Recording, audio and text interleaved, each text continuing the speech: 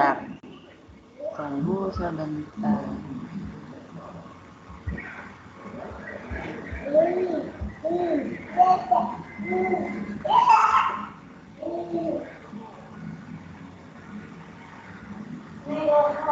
Kalau seperti ini bisa didengar dengan jelas nggak?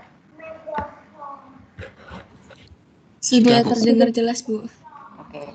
Ya, teman-teman, tadi saya sudah menyampaikan bahwa kita masih ada setengah kelas itu belum presentasi. Kita masih ada waktu kurang lebih 2 atau 3 minggu ya, 2-3 kali pertemuan lagi.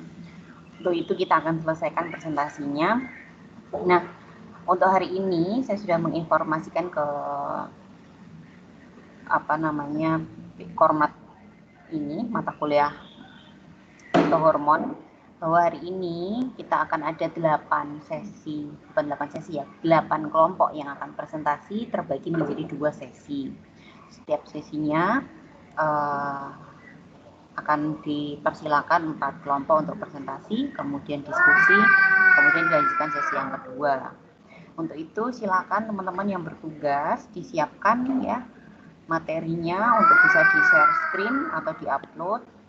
Kemudian waktu sepenuhnya saya berikan kepada teman-teman yang bertugas. Silakan.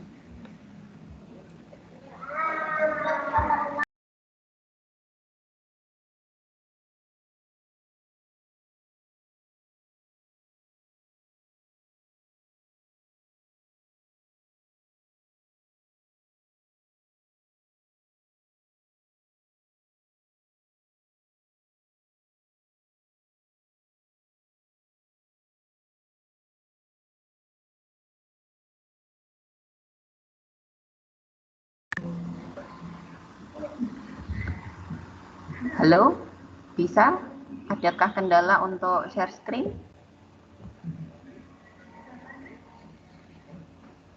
Sedang dipersiapkan mungkin Bu dari kelompok yang mau maju. Oke, kita tunggu ya.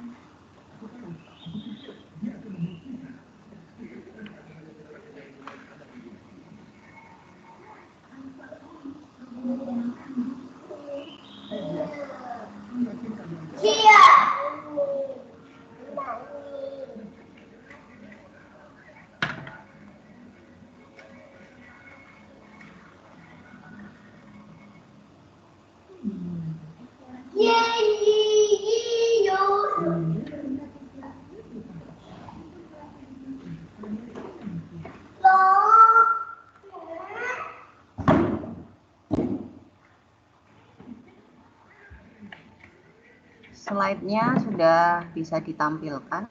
Silakan bisa dimulai. Oke, sebelumnya apakah suara saya terdengar dengan jelas? Ya, jelas. Baik, terima kasih buat waktunya. Assalamualaikum warahmatullahi wabarakatuh. Nama saya Nadia Tiribullah dan teman saya Asia Nadia, kami dari kelompok 9 yang membaca.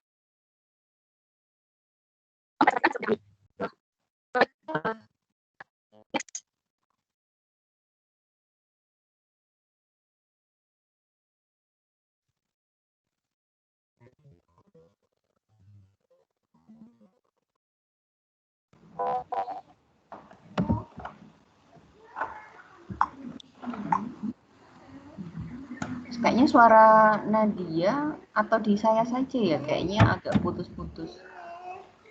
Halo, izin jauh.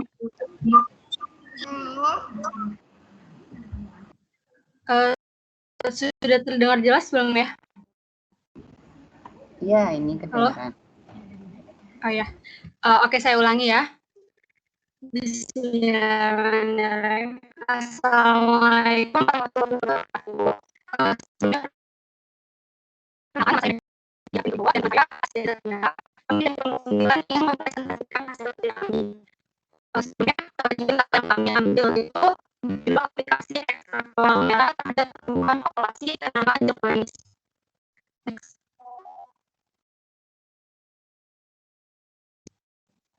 Next.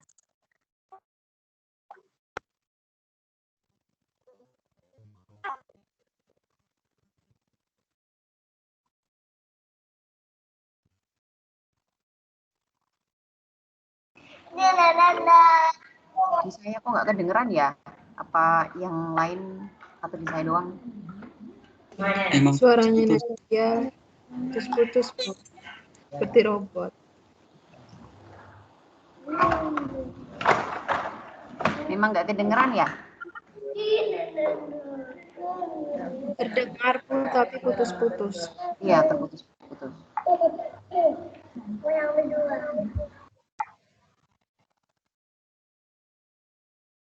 Tes. Apakah suara saya terdengar? Terdengar, Asia. Baik, saya ulangi dari awal ya.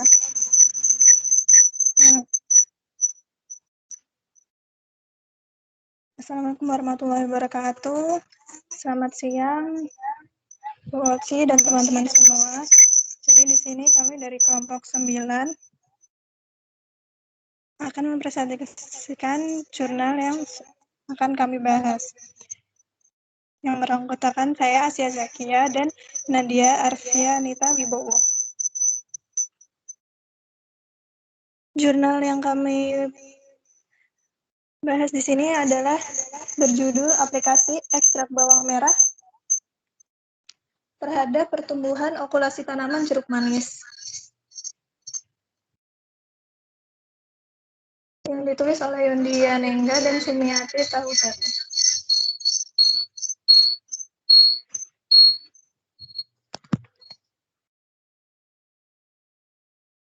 Untuk pendahuluannya yaitu, budidaya tanaman jeruk memerlukan waktu yang tidak sedikit.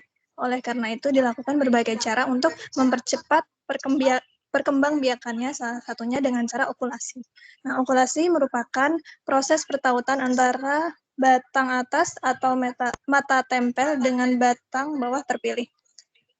Keberhasilan okulasi ini dapat ditentukan juga oleh adanya tambahan zat pengatur tumbuh, seperti ekstrak bawang merah yang mengandung salah satu hormon tumbuh seperti auksin yang merangsang mata tunas dan proses perakaran.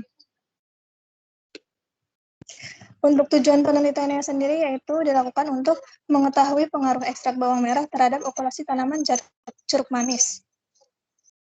Dan untuk mengetahui pada konsentrasi berapakah okulasi tumbuh dan berkembang dengan baik. Dengan hipotesisnya diduga konsentrasi ekstrak bawang merah 75% memberikan pengaruh yang terbaik bagi pertumbuhan secara okulasi pada tanaman jeruk. Untuk material yaitu bahan yang digunakan ada tanaman jeruk, bawang merah, tali rafia, dan aqua. Kemudian untuk alat yang digunakan yaitu pisau cutter, plastik pembungkus, blender, penggaris, dan alat tulis. Untuk metodenya yang pertama itu ada pembuatan ekstrak bawang merah. Bawang merah dikupas, kemudian dihalus dengan menggunakan blender, kemudian diambil ekstraknya dengan cara diperas. Pengenceran dilakukan dengan menambahkan air bersih sesuai konsentrasi yang telah ditetapkan, yaitu pada konsentrasi 0% menggunakan 300 ml air tanpa ekstrak bawang merah, konsentrasi 25% yaitu 75 ml air dengan ekstrak bawang merah, dan 225 ml air, dan konsentrasi 50% yaitu 150 ml ekstrak bawang merah dengan 150 ml air. Kemudian yang ketiga ada konsentrasi 75% yaitu 225 ml ekstrak bawang merah ditambah dengan 75 ml air. Kemudian untuk penyiapan bahan tanamnya yaitu berupa stek batang yang diambil dari cabang tanaman jeruk yang kualitas dan pertumbuhannya baik serta bebas penyakit. Kemudian batang dipotong 25 cm, dipilih bagian yang lebih dekat dengan pangkal batang dan diupayakan untuk tidak menggunakan batang yang terlalu muda karena akan memperbesar resiko kematian stek. Kemudian pada bagian pangkal stek dicelupkan kepada air bersih dan stek batang yang telah disiapkan direndam ke dalam ekstrak bawang merah dengan konsentrasi yang telah ditentukan selama 30 menit sebelum okulasi. Kemudian untuk okulasi yaitu percabangan tanaman induk yang diambil mata tunasnya dipotong. Daun pada percabangannya itu nanti dipotong, kemudian mata tunasnya disayat menggunakan pisau. Sayatan mata tunas direndam dengan konsentrasi ekstrak bawang merah sesuai perlakuan 30 menit. Kemudian sayat kulit percabangan primer dengan ukuran kurang lebih 2 cm disesuaikan dengan panjang mata tunas yang disayat. Kemudian setengah bagian sayatan kulit percabangan primer dipotong. Kemudian mata tunas ditempelkan di kabin percabangan primer. Kemudian tutup dengan setengah bagian kulit percabangan primer yang tidak dipotong. Jangan sampai mengenai mata tunasnya. Kemudian bungkus mata tunas yang sudah menempel dengan plastik khusus okulasi. Untuk hasil dan pembahasannya sendiri yaitu perlakuan tercepat saat munculnya tunas adalah perlakuan M2, yaitu dengan konsentrasi 50%. Kemudian untuk jumlah daun terbanyak ditunjukkan oleh perlakuan M2 juga, yaitu dengan konsentrasi 50%. Kemudian untuk rata tinggi tunasnya, pengaruh yang paling besar yaitu dengan perlakuan M2, konsentrasi 50% dengan nilai rata sebesar 7,72 cm. Kemudian untuk pengamatan keberhasilan okulasi pada 60 HSO menunjukkan pengaruh yang sangat nyata pada perlakuan M2, yaitu konsentrasi 50% dengan rata besar sebesar 93,33%.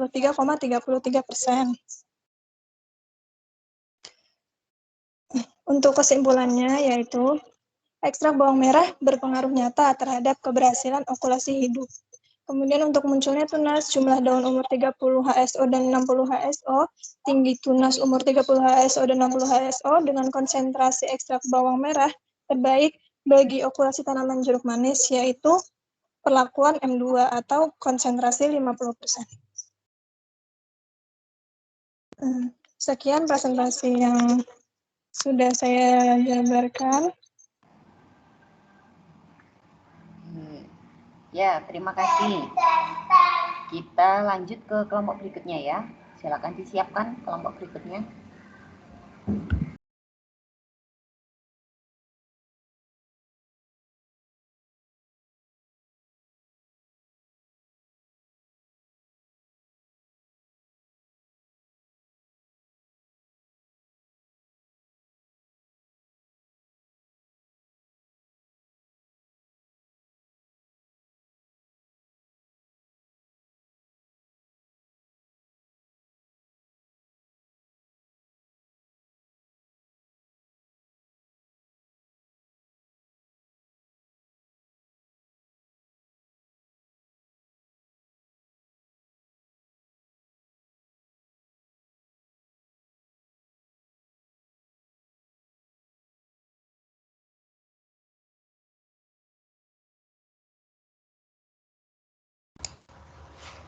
Langsung dilanjut, Bu.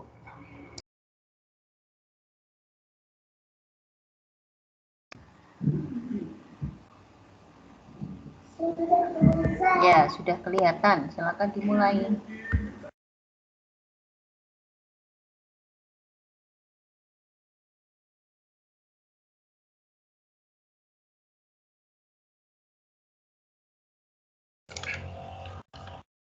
Assalamualaikum warahmatullahi wabarakatuh. Apakah suara saya sudah terdengar?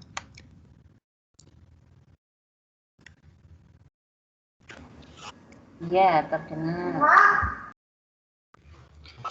Kami dari kelompok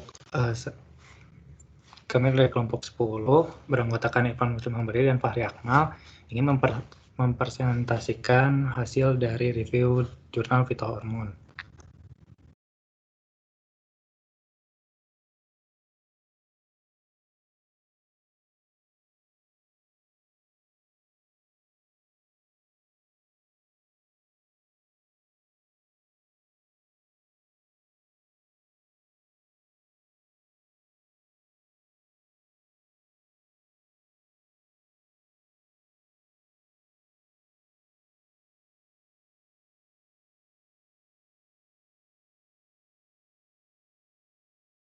Ya, untuk identitas jurnalnya, jurnal yang kita pakai itu judulnya Pertumbuhan Tunas dan Akar Stek Tanaman Mawar atau Rosa SP akibat konsentrasi dari air kelapa. Untuk nama jurnalnya itu Paspalum, Jurnal Ilmiah Pertanian. Asal jurnalnya itu Prodi Agroteknologi Fakultas Pertanian Universitas Bandung Raya. Untuk penulisnya itu yang pertama ada Sogan Budi Matahan, ada Edi Sofyadi, dan ada Sri Nur Widyastuti. Untuk tahun terbitnya itu Maret 2020, volumenya volume 8, nomor 1, halamannya 31 sampai 36. Ya, next.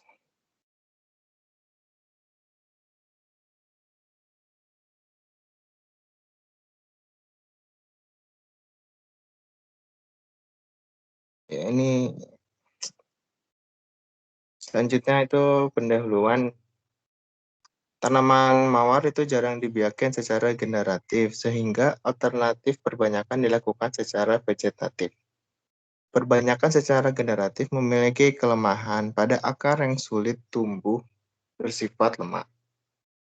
Zat pengatur tumbuh dapat memicu pertumbuhan akar.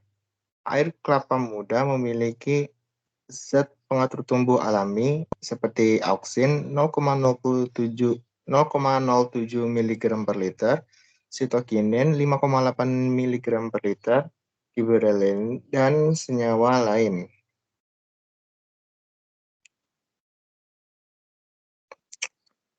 Alat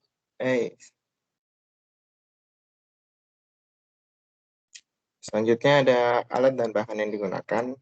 Alatnya itu yang digunakan pertama ada polybag berukuran 18 x 18 cm, ada ember, ada gunting, ada gelas ukur, penggaris, tabung ukur, timbangan elektrik, alat tulis, dan kertas label. Untuk bahannya itu yang digunakan pertama ada bibit stek mawar, sekam mentah, tanah, air kelapa muda.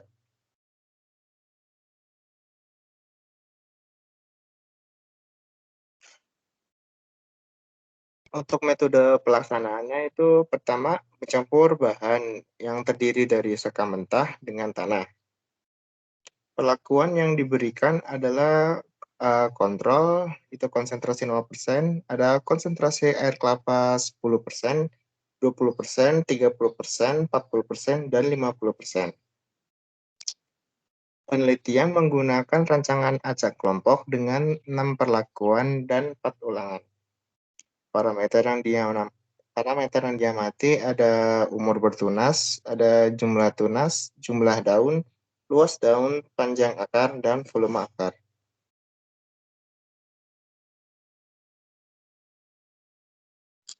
Untuk hasil dari percobaan itu dapat dilihat dari tabel 1, pengaruh konsentrasi air kelapa terhadap umur bertunas, jumlah daun, luas daun, stek tanaman, dan mawar. Untuk umur bertunas, untuk keterangannya itu angka yang diikuti dengan huruf yang sama itu menunjukkan perbedaan tidak nyata pada uji jarak berganda atau uji Dansen dengan taraf 5%. Untuk pembahasannya yang pertama itu di parameter umur bertunas stek mawar itu tidak memiliki pengaruh nyata pada pemberian air kelapa dengan setiap konsentrasi. Untuk parameter jumlah tunas stek mawar itu juga tidak memberikan pengaruh nyata dengan pemberian air kelapa pada setiap perlakuan. Untuk jumlah daun stek mawar itu berpengaruh nyata pada perlakuan konsentrasi 10% dan perlakuan konsentrasi 20% dan 40%. Namun perlakuan konsentrasi air kelapa 10%, 20%, dan 40% tidak memberikan pengaruh nyata pada perlakuan kontrol dan perlakuan konsentrasi 30% dan 50%.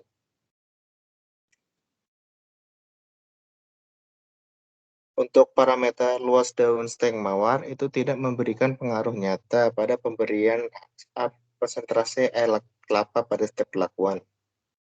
Untuk parameter panjang akar stek mawar itu juga tidak memberikan pengaruh nyata pada setiap perlakuan. Untuk parameter volume akar stek mawar itu memberi pengaruh nyata pada perlakuan konsentrasi 30% dengan perlakuan konsentrasi 10%, 20%, 40%, dan 50%. Namun perlakuan konsentrasi 30% tidak memberikan pengaruh nyata pada perlakuan kontrol.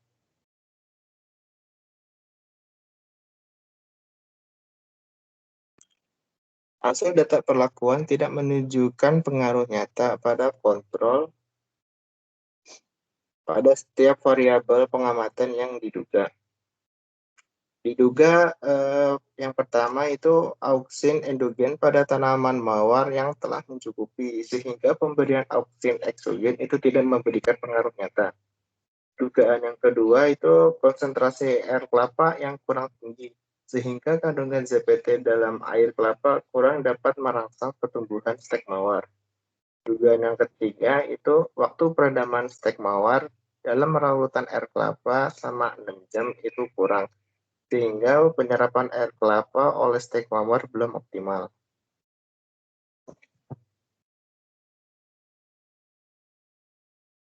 Untuk kesimpulan yang dapat diambil itu konsentrasi air kelapa berbeda pengaruhnya terhadap volume akar, tetapi tidak berbeda terhadap parameter umur bertunas, jumlah daun, dan panjang akar stek tanaman mawar. Tidak terdapat konsentrasi air kelapa optimum yang berpengaruh baik terhadap pertumbuhan tunas dan akar stek tanaman mawar. Pada konsentrasi 10%, 20%, 30%, 40%, dan 50% menunjukkan pertumbuhan tunas akar stek tanaman mawar yang tidak berbeda pengaruhnya dengan tanpa perlakuan. Ya, terima kasih atas perhatiannya. Saya kembalikan ke Bu Oci. Oke, terima kasih untuk kelompok yang kedua. Selanjutnya kita masih ada 2 kelompok untuk sesi pertama. Silakan disiapkan ya. Lanjut kelompok berikutnya.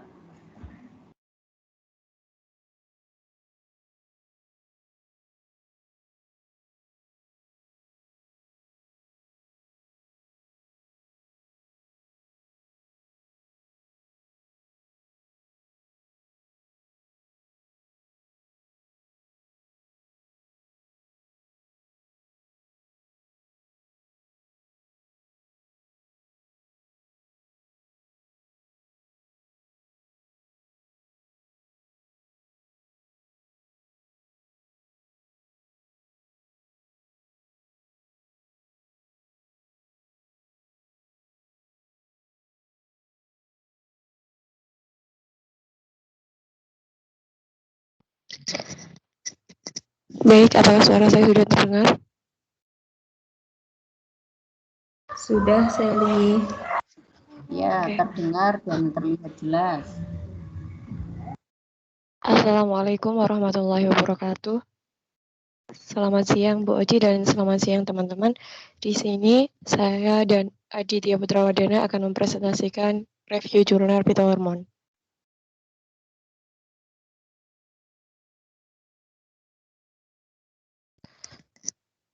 Untuk jurnal yang kami ambil ini dari Jurnal Agrotech Indonesia pada volume 5 nomor 2 pada 2020.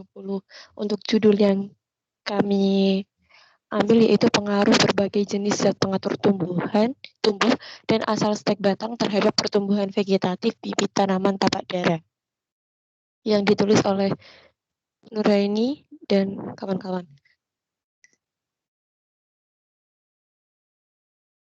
Baik, selanjutnya akan saya lanjutkan. Apakah suara saya terdengar? Terdengar, Adit. Oke, pendahuluan. Pada tanaman tapak dara atau yang biasa kita sebut dengan vinca, merupakan tanaman yang perdu tahunan. Tanaman ini memiliki banyak sekali kegunaan yang diantaranya adalah tanaman hias. Tercatat pada bulan November tahun 2010, penjualan tanaman hias Vinca ini mencapai angka 1.111 pot. Permintaan yang tertinggi ini membuat kebutuhan tanaman hias Vinca memerlukan teknik perbanyakan yang tinggi, tanaman yang bersifat cepat dan efisien. Perbanyakan dengan cara vegetatif, salah satunya adalah stek, adalah termasuk salah satu cara yang cepat dan praktis untuk menghasilkan tanaman tapak dara yang siap jual. Pada perbanyakan stek, pertumbuhan akar menjadi salah satu faktor yang penting. Maka dari itu, perangsangan pertumbuhan akar sangatlah diperlukan. Salah satu caranya adalah dengan memanfaatkan zat pengatur tumbuh atau biasa kita kenal dengan ZPT. Maka dari itu dilakukan penelitian ini guna menguji pengaruh berbagai jenis ZPT dan bahan asal stek batang terhadap pertumbuhan vegetatif bibit tanaman tapak dara atau tanaman Vinca tadi. Untuk alat dan bahan yang digunakan, untuk bahannya pertama ada tanaman tapak dara umur 4 bulan, sekam mentah, tanah alluvial topsoil, pupuk kandang kambing dengan perbandingan 2:1:1, air kelapa, tanah, dan rotun F. Untuk alat yang digunakan adalah polybag dengan ukuran 10x20, sekop, cangkul, pisau, gunting, kamera, penggaris, baskom, plastik, alat tulis, dan termohygrometer. Untuk metodenya, rancangan dilakukan menggunakan rancangan acak kelompok pola faktorial 3x3 dengan 4 kali ulangan.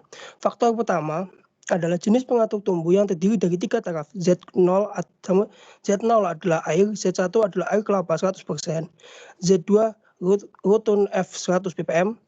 Untuk faktor yang kedua, bagian asal stek batang terdiri dari 3 taraf, yaitu B1 bagian pangkal batang, B2 bagian tengah batang, dan B3 bagian ujung batang. Baik, pada jurnal ini ada 3 parameter yang diamati, yaitu jumlah tunas, kemudian jumlah daun, serta panjang akar. Untuk jumlah tunas, di sini seluruh perlakuan dinyatakan tidak terdapat interaksi antar pemberian zat pengatur tumbuh dan asal stek terhadap jumlah tunas. Namun di sini meskipun tidak terdapat interaksi, terjadi jumlah tunas yang paling rendah itu ada di B3, yaitu tunas yang berasal dari bagian pucuk batang.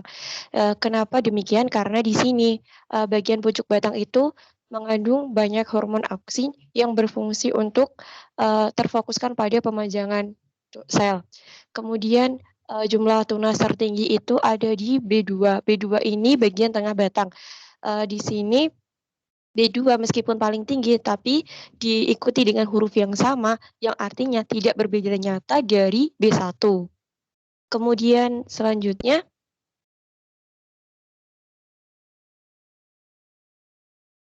di sini jumlah daun.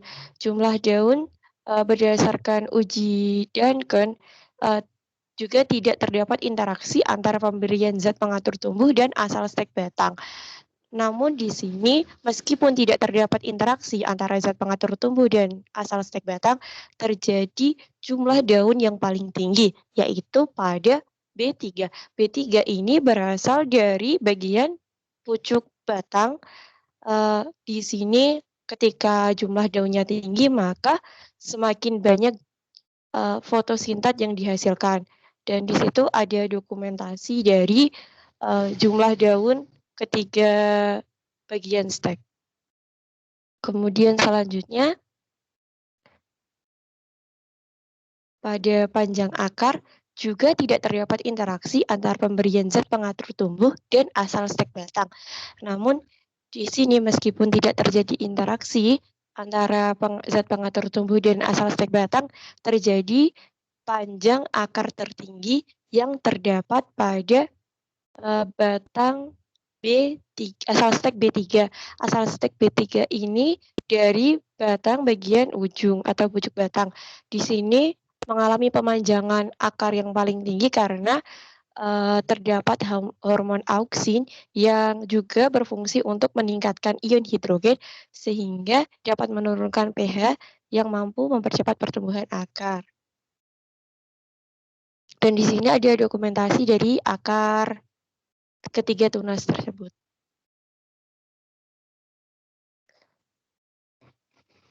Kemudian kesimpulan yang dapat kita ambil, yang pertama, tidak terdapat interaksi antara pemberian berbagai zat pengatur tumbuh dan asal stek tanaman tapak dara.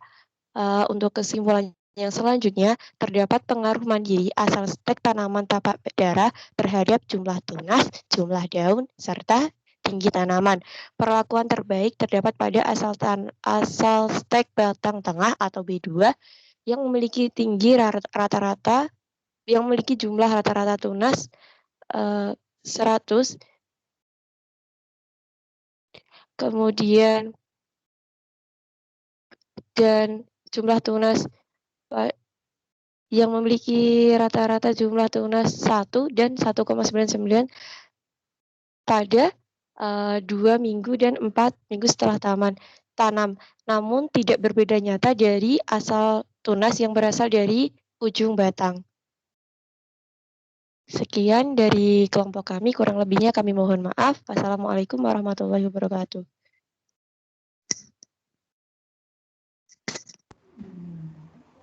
Oke, terima kasih. Kita lanjut ke kelompok berikutnya ya, untuk sesi yang pertama.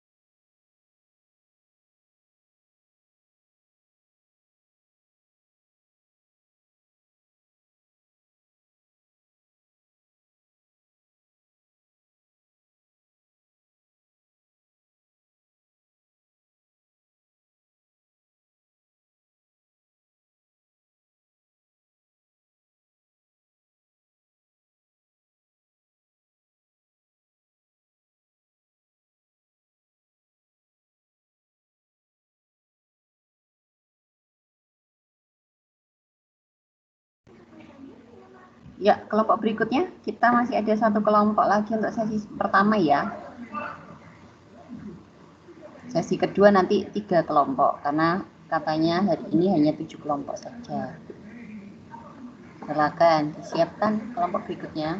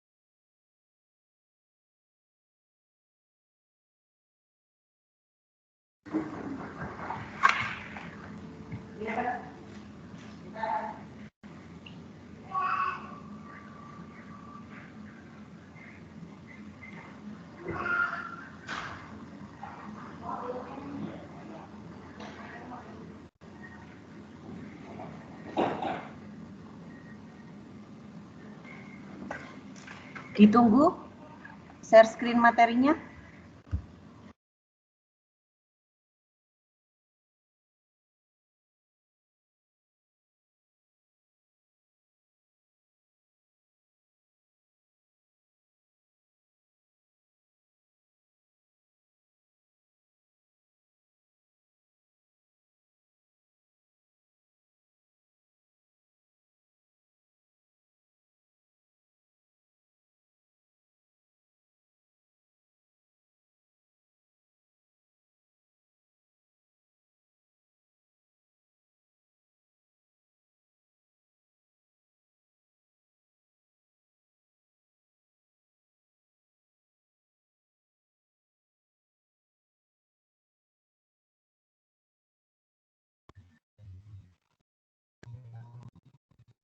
Baik, izin bertanya Bu, apakah sudah terlihat ya?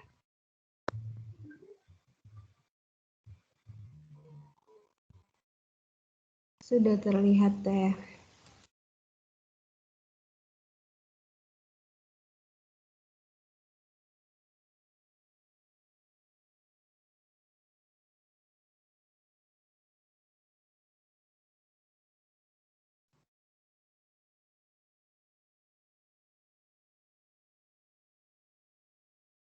Sebelumnya, apakah suara saya terdengar? Udah terdengar. Assalamualaikum warahmatullahi wabarakatuh. Selamat siang semuanya. Perkenalkan, saya Lilis Ananda dan teman saya Sari Retnowati akan mempresentasikan hasil diskusi kelompok kami.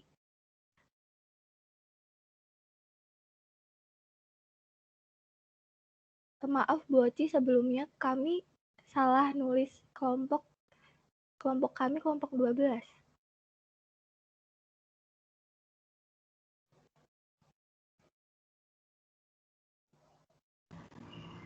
Ya, sudah terlihat, silakan.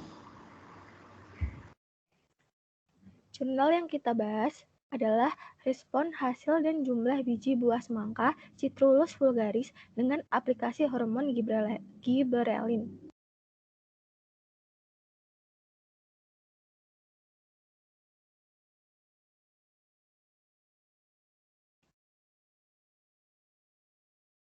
Semangka atau Citrullus vulgaris merupakan tanaman pertanian yang menghasilkan buah berkandungan gizi yang cukup serta sering dibudidayakan secara luas oleh masyarakat Indonesia. Namun, produksinya masih tergolong rendah karena petani masih belum paham tentang cara membudidayakan tanaman semangka yang baik dalam menghasilkan produksi yang tinggi, buah yang manis dan tidak memiliki biji, sehingga harus dilakukan perbaikan teknik budidayanya. Aplikasi fitohormon dapat menggantikan peran biji dalam merangsang pembentukan dan perkembangan buah. Salah satunya adalah asam giberelat atau GA, khususnya GA3, yang mampu berperan dalam proses pembungaan dan dapat mempengaruhi tebal tipisnya kulit buah semangka.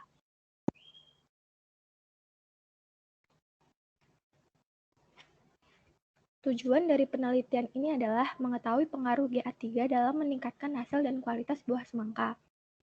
Alat yang digunakan adalah gelas ukur, sprayer, bibit tanaman, bibit tetes, maksud saya pipet tetes, kamera, ember, serta alat tulis menulis. Bahan yang digunakan adalah benih semangka atau Citrullus vulgaris Card, varietas hibrida Baginda F1, larutan GA3, polybag, kayu, aquades, pupuk kotoran sapi, dan pupuk NPK.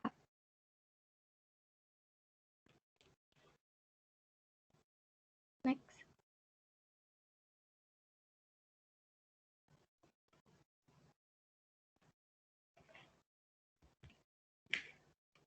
Metode yang digunakan adalah yang pertama, proses pembuatan larutan. Larutan GA3 dibuat dalam 5 konsentrasi larutan yang berbeda. G1 100 mg, G2 150 mg, G3 200 mg, G4 250 mg, dan G5 300 mg. GA3 ditimbang sebanyak 100 mg, 150 mg, 200 mg, 250 mg, 300 mg, dan diletakkan dalam wadah yang berbeda. Masing-masing bubuk murni yang sudah ditimbang dilarutkan dengan menggunakan 5 ml KOH 1N. KOH diteteskan sedikit demi sedikit dengan pipet tetes sampai larut. GA3 yang telah larut disimpan dalam gelas ukur 1000 ml dan ditambahkan aquades sampai volume larutan mencapai 1000 ml. Selanjutnya benih disemai dan dipindahkan dalam polybag yang lebih besar dengan media yang sudah disterilkan dengan setiap perlakuan 4 polybag. Kemudian penyemprotan larutan GA3 dilakukan pada bunga betina yang dimulai pada ruas daun kelima. Penyemprotan dilakukan pada pagi hari antara jam 6.30 sampai 9 WITA. Dibagi dengan 2 kloter, yaitu 21 hari setelah tanam dan 28 hari setelah tanam. Yang selanjutnya adalah perawatan. Perawatan dilakukan dengan melakukan penyiraman di pagi dan juga sore hari, dan juga dengan pengendalian hama, penyakit, dan juga gulma tanaman. Pemanenan dilakukan pada 49 hari setelah tanam, dengan kriteria buah berwarna hijau keputihan dengan corak hijau pekat, dan juga permukaan buah yang mengkilat. Yang ketujuh adalah pengamatan.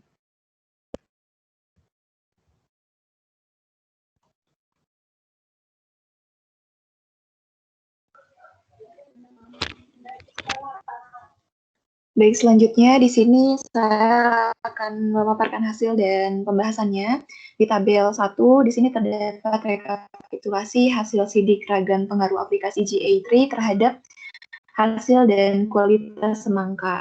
Nah, di sini terlihat berat segar buah, diameter daging buah biji ini berbeda sangat nyata perlakuannya pada setiap perlakuan GA3 dan juga perlakuan kontrol. Nah, sedangkan pada diameter buah di sini hanya berbeda nyata.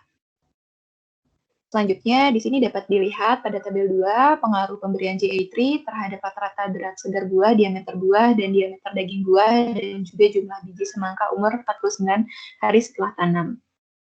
Nah, pada perlakuan kontrol, di sini buah tumbuh secara normal, sedangkan pada perlakuan 1, 2, 3, 4, 5 dapat dilihat besar berat segar buah, diameter buah, dan juga diameter daging buah di sini didapatkan paling berat dan paling baik hasilnya adalah dari perlakuan GA3 yang kelima atau GA3-nya 300 mg dalam liter.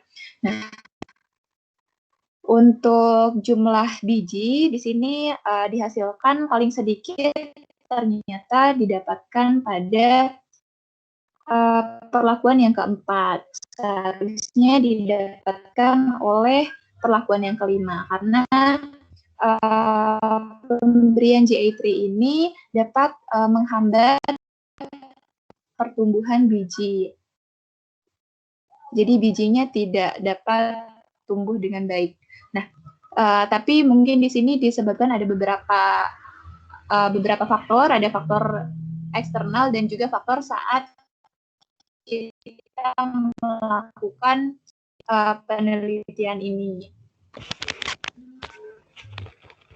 Nah, untuk kesimpulannya di sini larutan GA3 kan berpengaruh pada kualitas buah pada semangka, segar buah, diameter daging buah, dan juga jumlah biji buah semangka pada panen umur serta dosis perlakuan G5 hasil terbaik terhadap peningkatan hasil buah semangka pada panen umur 49 hari. Untuk presentasinya dari kelompok kami, Assalamualaikum warahmatullahi wabarakatuh.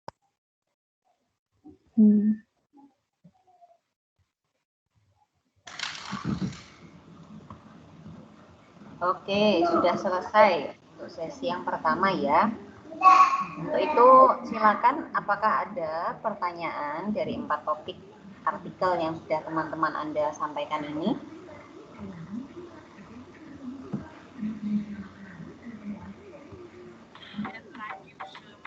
Ada artikel tentang perbanyakan vegetatif ya, ada yang diaplikasikan melalui teknik okulasi dan stek. Bahan ZPT-nya ada yang menggunakan bahan alami, air kelapa, kemudian ekstrak bawang merah, dan juga ZPT sintetik ya. Ruton F itu adalah merek ya atau brand ZPT yang umum digunakan dalam stek ya ataupun teknik perbanyakan vegetatif lainnya. Ada pertanyaan dari teman-teman?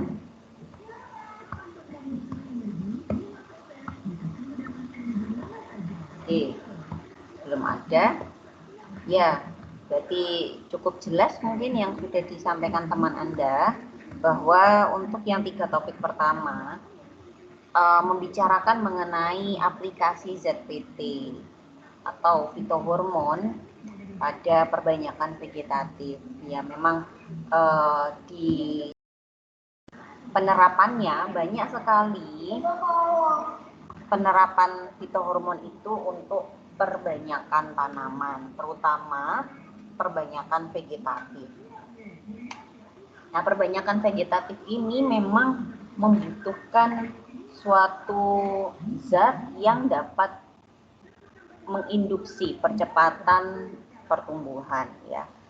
Berbeda dengan biji, ya, biji itu paket lengkap, dia ada embrio dan endosperma, sehingga dia bisa berkembang biak secara alami, ya. Tapi pada perbanyakan secara vegetatif, pada stek misalnya, akar itu tumbuh bukan pada jaringan yang awalnya memang untuk menumbuhkan akar. Jadi akar ini tumbuh dari jaringan yang ada di batang. Nah, kemampuan tanaman untuk bisa memunculkan atau menginisiasi akar pada batang ini membutuhkan bantuan hormon, ya. Di antaranya adalah rasio antara auksin dan sitokinin.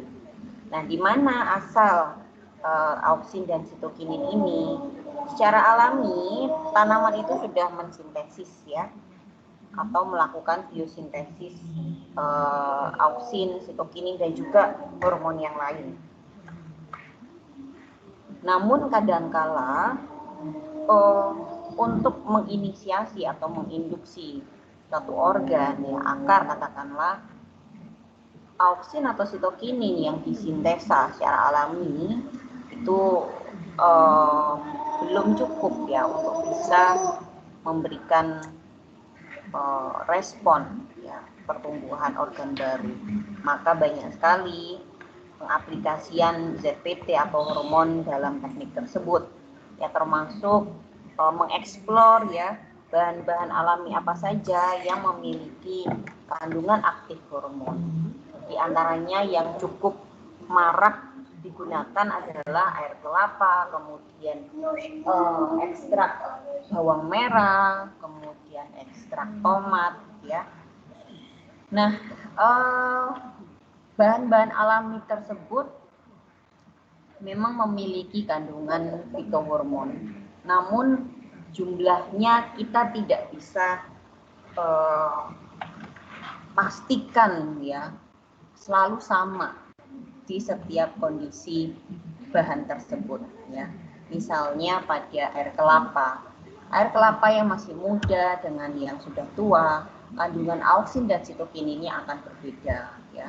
Pada air kelapa yang lebih muda, ya, air kelapa muda, ya, kandungan auksinnya justru lebih melimpah.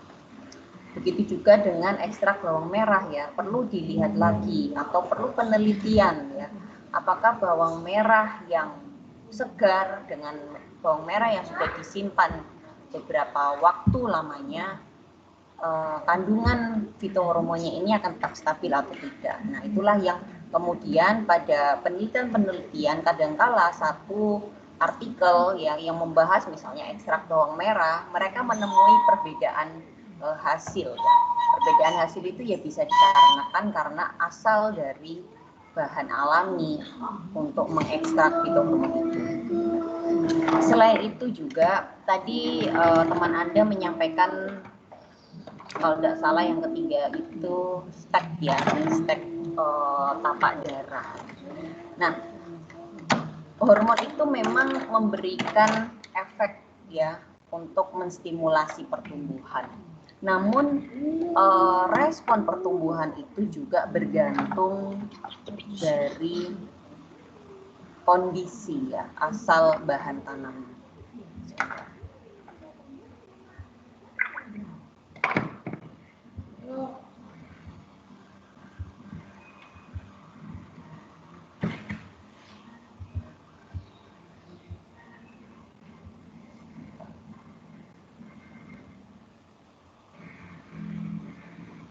Oke, jadi bergantung dengan kondisi bahan tanamnya.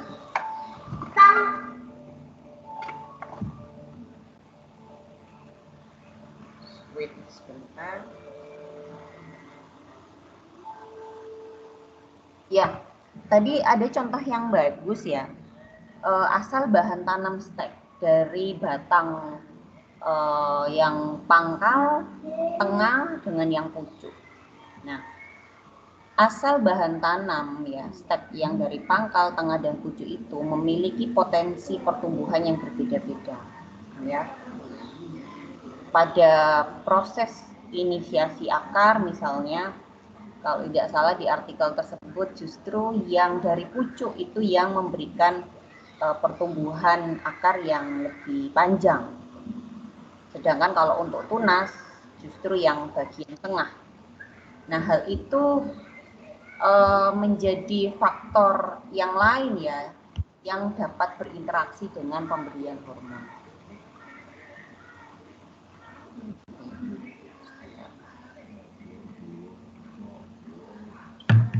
Oke, umumnya pada jaringan-jaringan muda ya kalau di stek itu ya mungkin bagian yang batang pucuk itu umumnya akan lebih aktif merespon pemberian hormon, atau justru malah di bagian pucuk itu karena dia jaringan meristem aktif melakukan metabolisme, maka kandungan hormonnya mungkin jauh lebih, hormon endogennya ya, itu jauh lebih tinggi dibandingkan bagian tengah ataupun pangkal.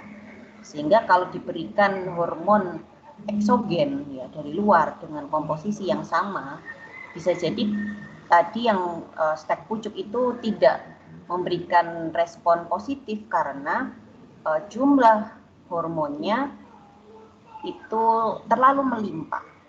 Ya. Jadi hormon itu bekerja dengan proporsi atau jumlah yang kecil atau konsentrasi yang kecil di jaringan. Pada beberapa jenis hormon bisa memberikan respon yang berlawanan ya, atau tidak positif apabila mereka melebihi konsentrasi optimum. Ya. Auksin misalnya, kalau diberikan dengan jumlah yang berlebihan justru akan menyebabkan penurunan pertumbuhan karena auksin sendiri juga menstimulus ya pembentukan etilen. Gitu. Gibberellin terlalu banyak tidak memberikan respon peningkatan pertumbuhan, tetapi hanya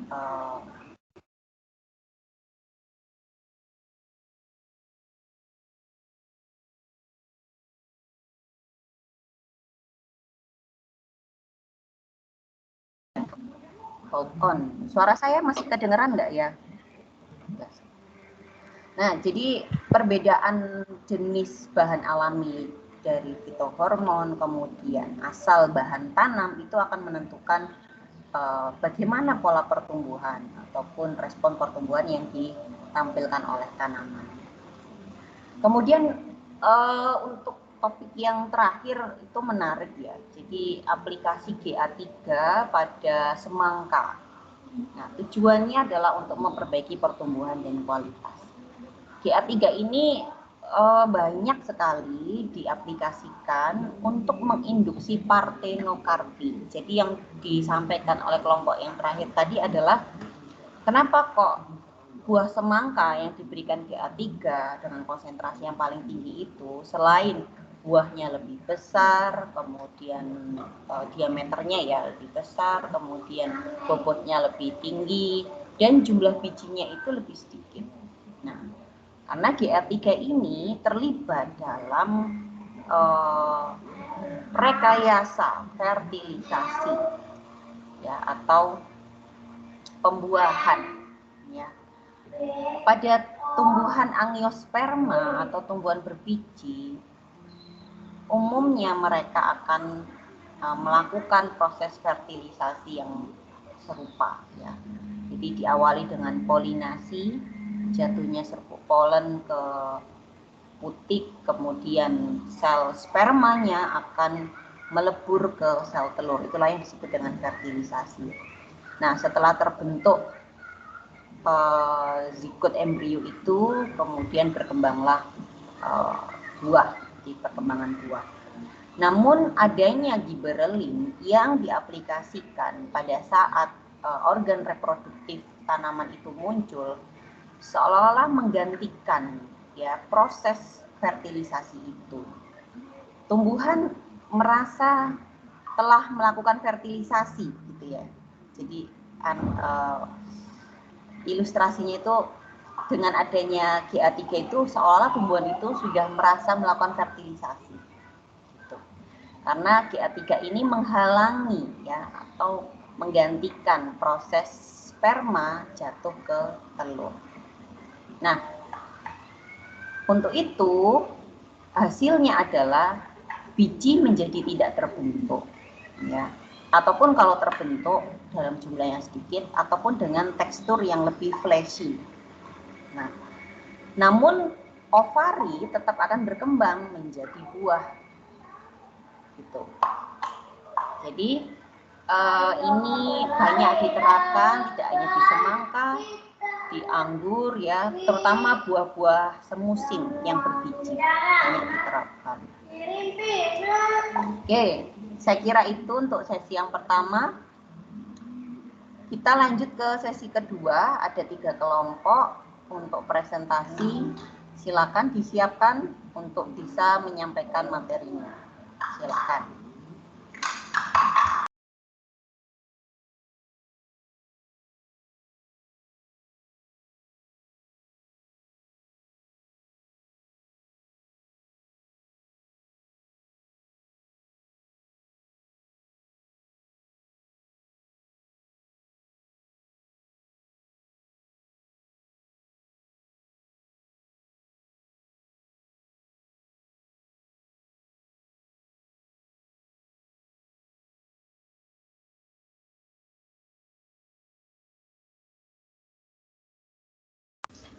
Halo, selamat siang Bu. Tunggu sebentar ya Bu.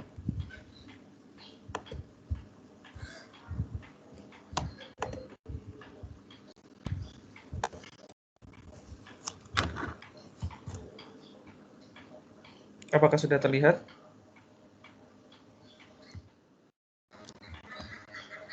Sudah. Terlihat. Sudah. Oke. Baik, selamat siang semuanya. Kami dari kelompok 15. Dari kelompok 15 saya sendiri Siga Pratama dengan rekan saya Apriliani Devi Sabita, tapi mohon maaf karena Devi karena sedang ada berhalangan mati listrik di rumah, jadi saya sendiri yang akan presentasi. Baik, jadi jurnal yang sudah kami review adalah dengan berjudul Pengaruh Konsentrasi Larutan Urin Kambing sebagai media penyiraman dan pupuk organik terhadap persentase kecambah normal dan produksi hijauan segar pada fodder jagung dengan sistem hidroponik. Urin kambing merupakan salah satu fitohormon alami yang mengandung hormon dari golongan auksin, giberelin, dan sitokinin.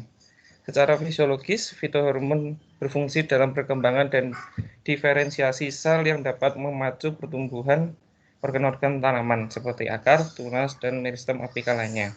Dengan sedikit pengolahan urin kambing dapat diubah menjadi pupuk organik cair yang sangat berguna bagi tanaman.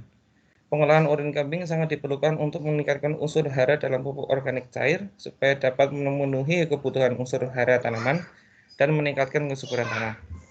Tujuan ini adalah untuk mengetahui pengaruh yang diberikan urin kambing sebagai pupuk organik pada jagung dengan sistem hidroponik. Materi metode. Materi yang digunakan adalah biji jagung sebanyak 250 biji per unit ulangan dan urin kambing dan air. Metode yang digunakan adalah dengan menggunakan lapang dengan menggunakan rancangan acak lengkap RAL dengan konsentrasi larutan urin kambing dengan perlakuan sebagai berikut. P0 dengan 0% urin plus 100% air, P1 dengan 5% urin dan 95% air, P2 10% urin plus 90% air, dan P3 yaitu 15% urin plus 85% air. Pengetahuan persentase percambahan diamati pada hari kelima dengan metode benih yang berkecambah pada setiap unit percobaan dengan rumus sebagai berikut. Pengamatan terhadap kecambah normal pada hari ke-14 dengan cara membongkar media kemudian mengambil kecambah dan melakukan pengamatan dengan rumus sebagai berikut. Berikut adalah hasil praktikum yang telah kita lihat dari jurnal tersebut. Bisa dilihat ya, tabel pertama merupakan rata-rata persentase perkecambahan. Bila dari hasilnya, perlakuan P1 lah yang memiliki nilai paling besar yaitu sebesar 64,88%. Untuk persentase kecambah normal juga didapat pada data P1 yaitu 5% urin dan 95% air dengan nilai 96,87%. Dan untuk produksi hijauan segar juga didapat pada perlakuan P1 yaitu sebesar 138,8 gram. Kesimpulan yang dapat diambil adalah persentase larutan urin kambing sebagai media penyiraman dan pupuk organik 5% memberikan nilai terbaik terhadap persentase perkecambahan, yaitu senilai 64,88%. Dan persentase kecambah normal 96,87% dan produksi hijauan segar sebesar 138,8 gram. Terima kasih, selamat siang.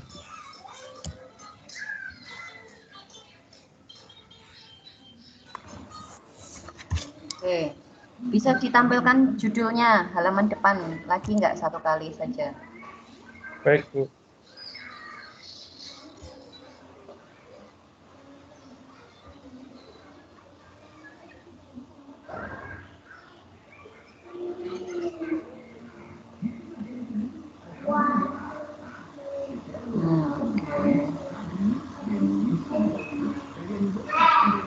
Ya, oke, baik, selesai. Kelompok berikutnya silakan. Terima kasih, Bu.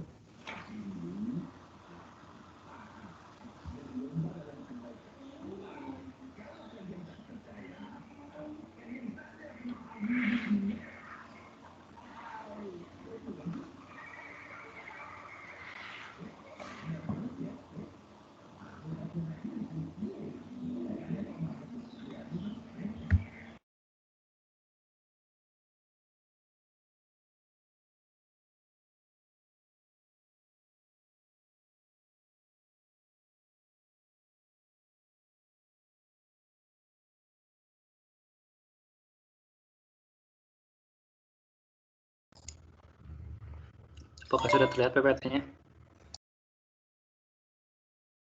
Sudah terlihat. Sudah.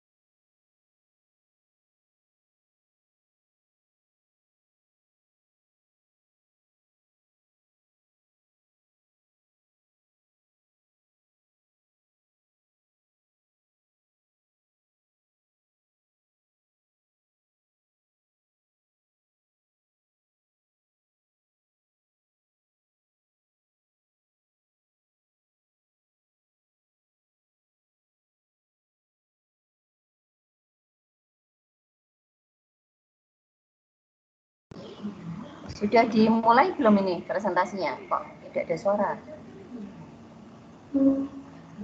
Masih belum ada suara, Bu. Kayaknya belum Ini dimulai. yang presentasi saya disuruh share screen aja.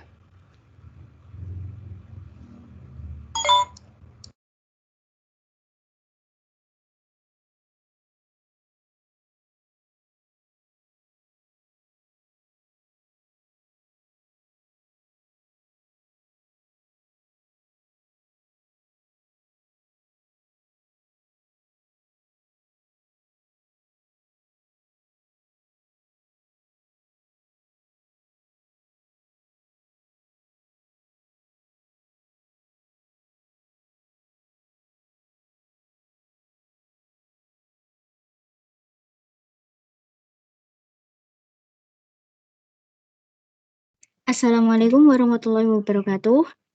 Selamat siang untuk Bu Oci dan kawan-kawan semua. Menginfokan sebelumnya bahwa kelompok 13 tidak bisa share screen dan tidak bisa presentasi dikarenakan kedua anggotanya sedang tidak ada sinyal. Kami dari kelompok 15 akan mempresentasikan hasil kerja kelompok kami, yaitu review jurnal dengan judul Pengaruh Pemberian Kotoran Burung Puyuh dan Lama Perendaman ZPT auksin terhadap Pertumbuhan Stek Sirih Merah atau Piper crocatum.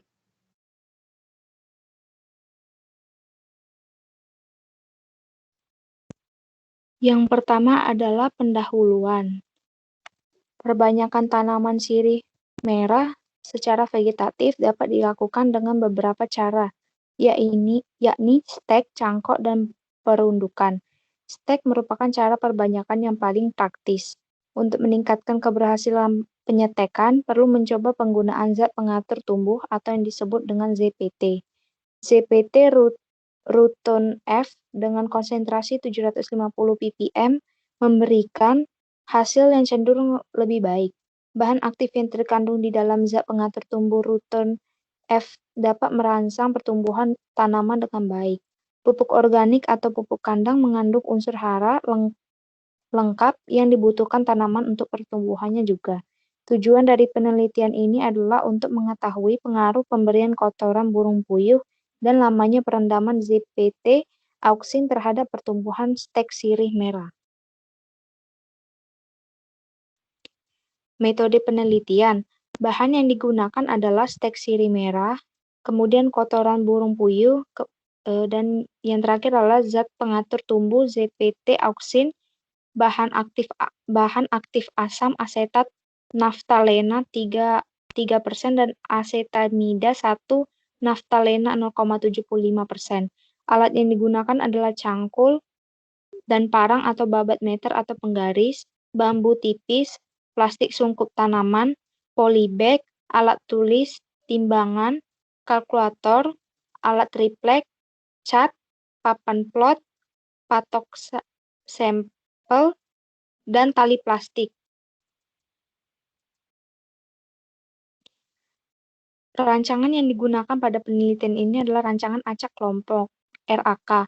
Penelitian ini menggunakan rancangan RAK faktorial dengan dua faktor perlakuan sebagai berikut. Yang pertama, faktor kotoran puyuh atau P yang terdiri dari 3 taraf, yaitu P0 sebanyak 0 kg atau kontrol, P1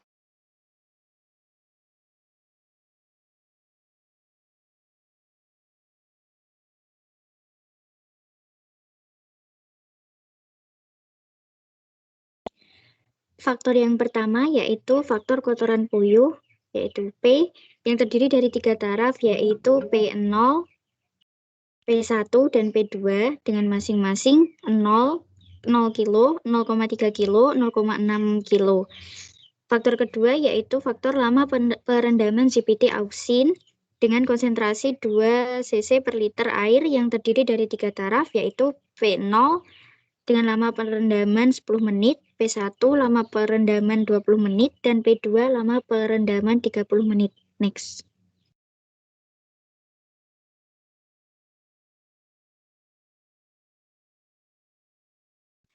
Variabel yang diamati adalah yang pertama persentase stek hidup, yang kedua jumlah tunas, yang ketiga panjang tunas, dan yang keempat adalah jumlah daun.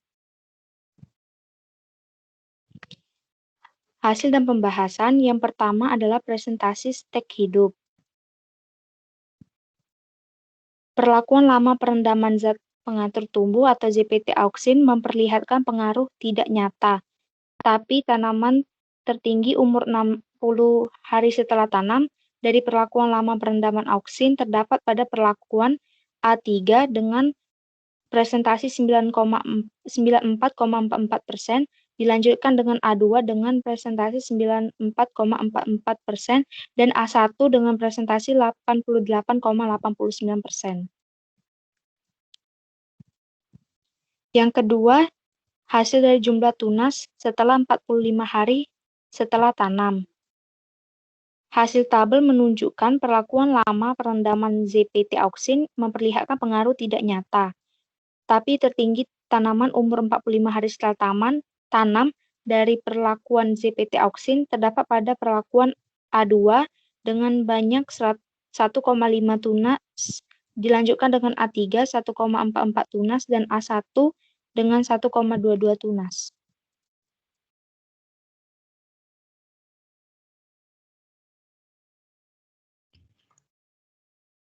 Untuk jumlah tunasnya bisa dilihat dalam tabel.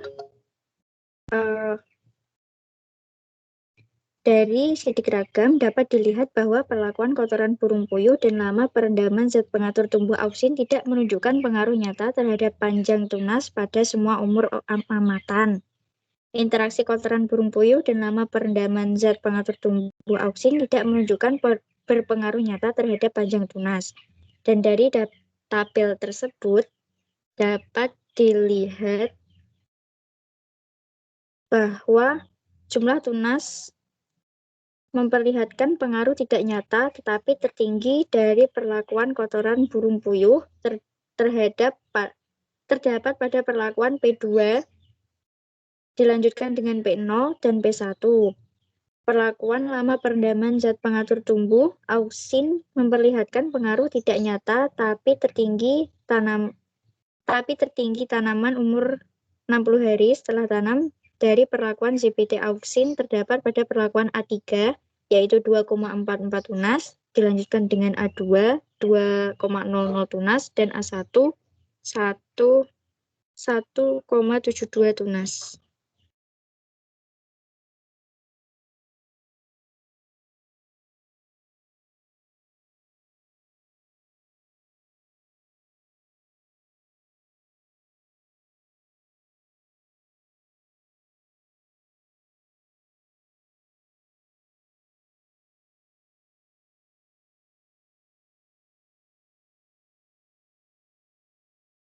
Selanjutnya ada panjang tunas pada umur 45 hari setelah tanam.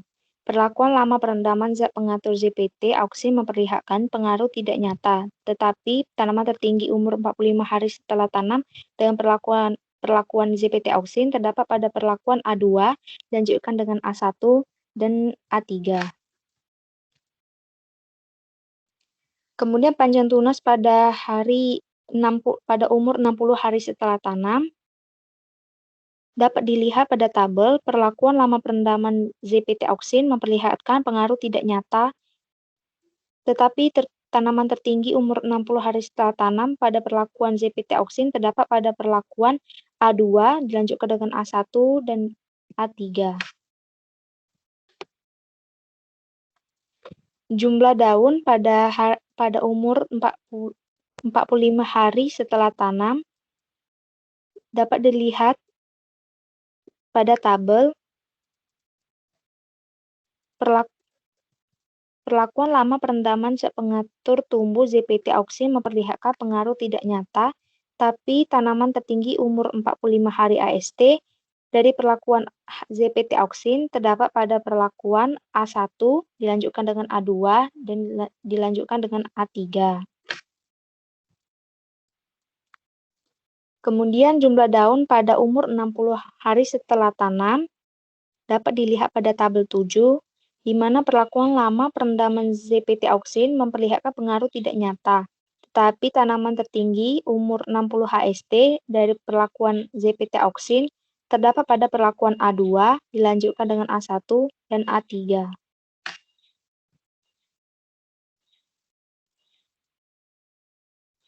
Kesimpulan. Yang pertama, pemberian kotoran burung puyuh tidak berpengaruh nyata terhadap presentasi tumbuh, jumlah tunas, panjang tunas, dan jumlah daun pada semua umur tanaman.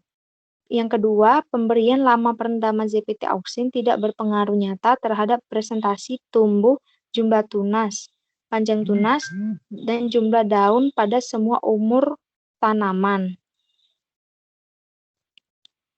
Yang ketiga, interaksi kotoran burung puyuh dan lama perendaman ZPT auksin tidak berpengaruh nyata terhadap presentasi Presentasi tumbuh, jumlah tunas, panjang tunas, dan jumlah tunas pada semua umur tanaman. Sekian presentasi dari kelompok 15. Terima kasih.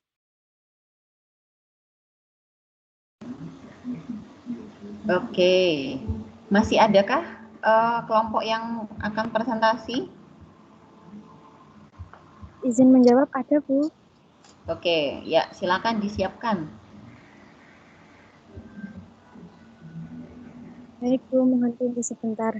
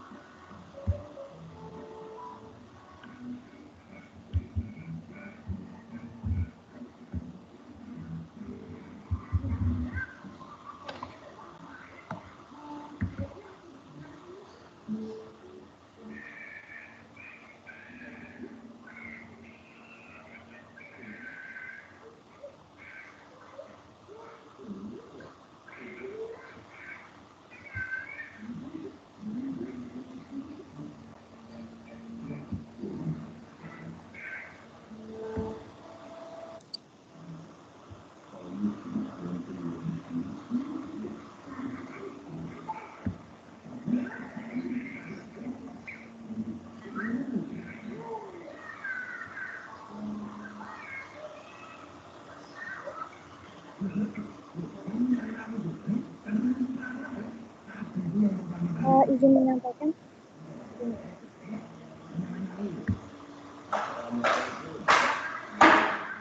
Ya, sudah tampil.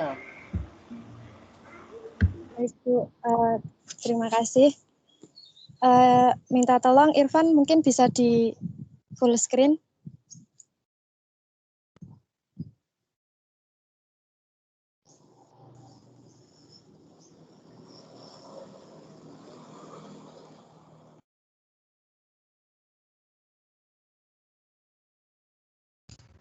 Udah.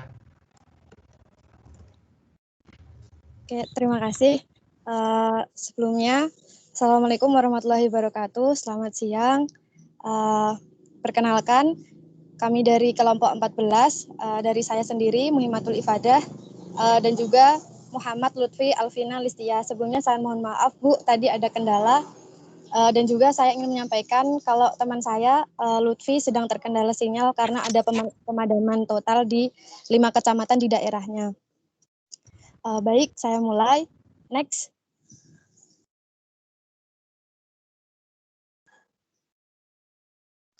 Oke, jadi jurnal yang kami review atau resume yaitu Potential of Jasmonic Acid atau JA in Accelerating Post-Harvest Yellowing of Broccoli by Promoting its Chlorophyll Degradation. Jadi potensial dari asam jasmonat dalam mempercepat penguningan pasca panen dari brokoli dengan mendorong klorofil degradasinya. Next. Oke, yang akan kita bahas yang pertama adalah pendahuluan, kemudian ada materi dan metode, kemudian hasil, diskusi, dan juga kesimpulan. Next. Yang pertama adalah pendahuluan. Next. Di saya kok PPT-nya masih halaman pertama ya? Udah berganti apa belum? Teman-teman yang lain apakah belum berganti? Itu kan masih ada tulisan enable editing tuh.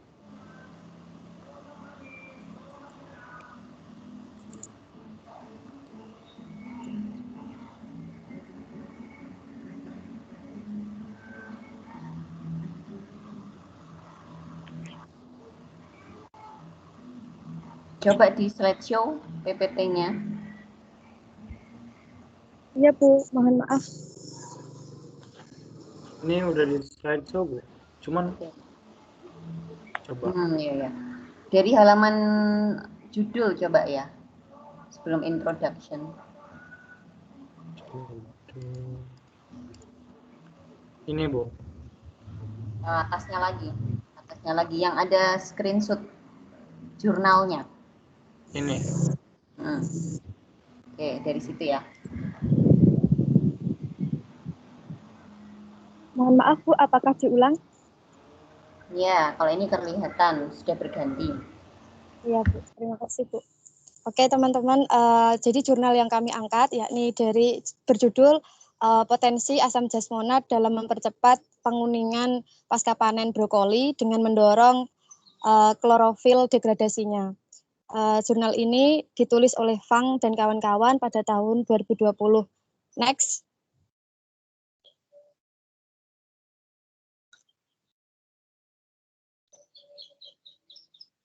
Oke, yang pertama yang akan kita bahas yaitu tadi ada introduction.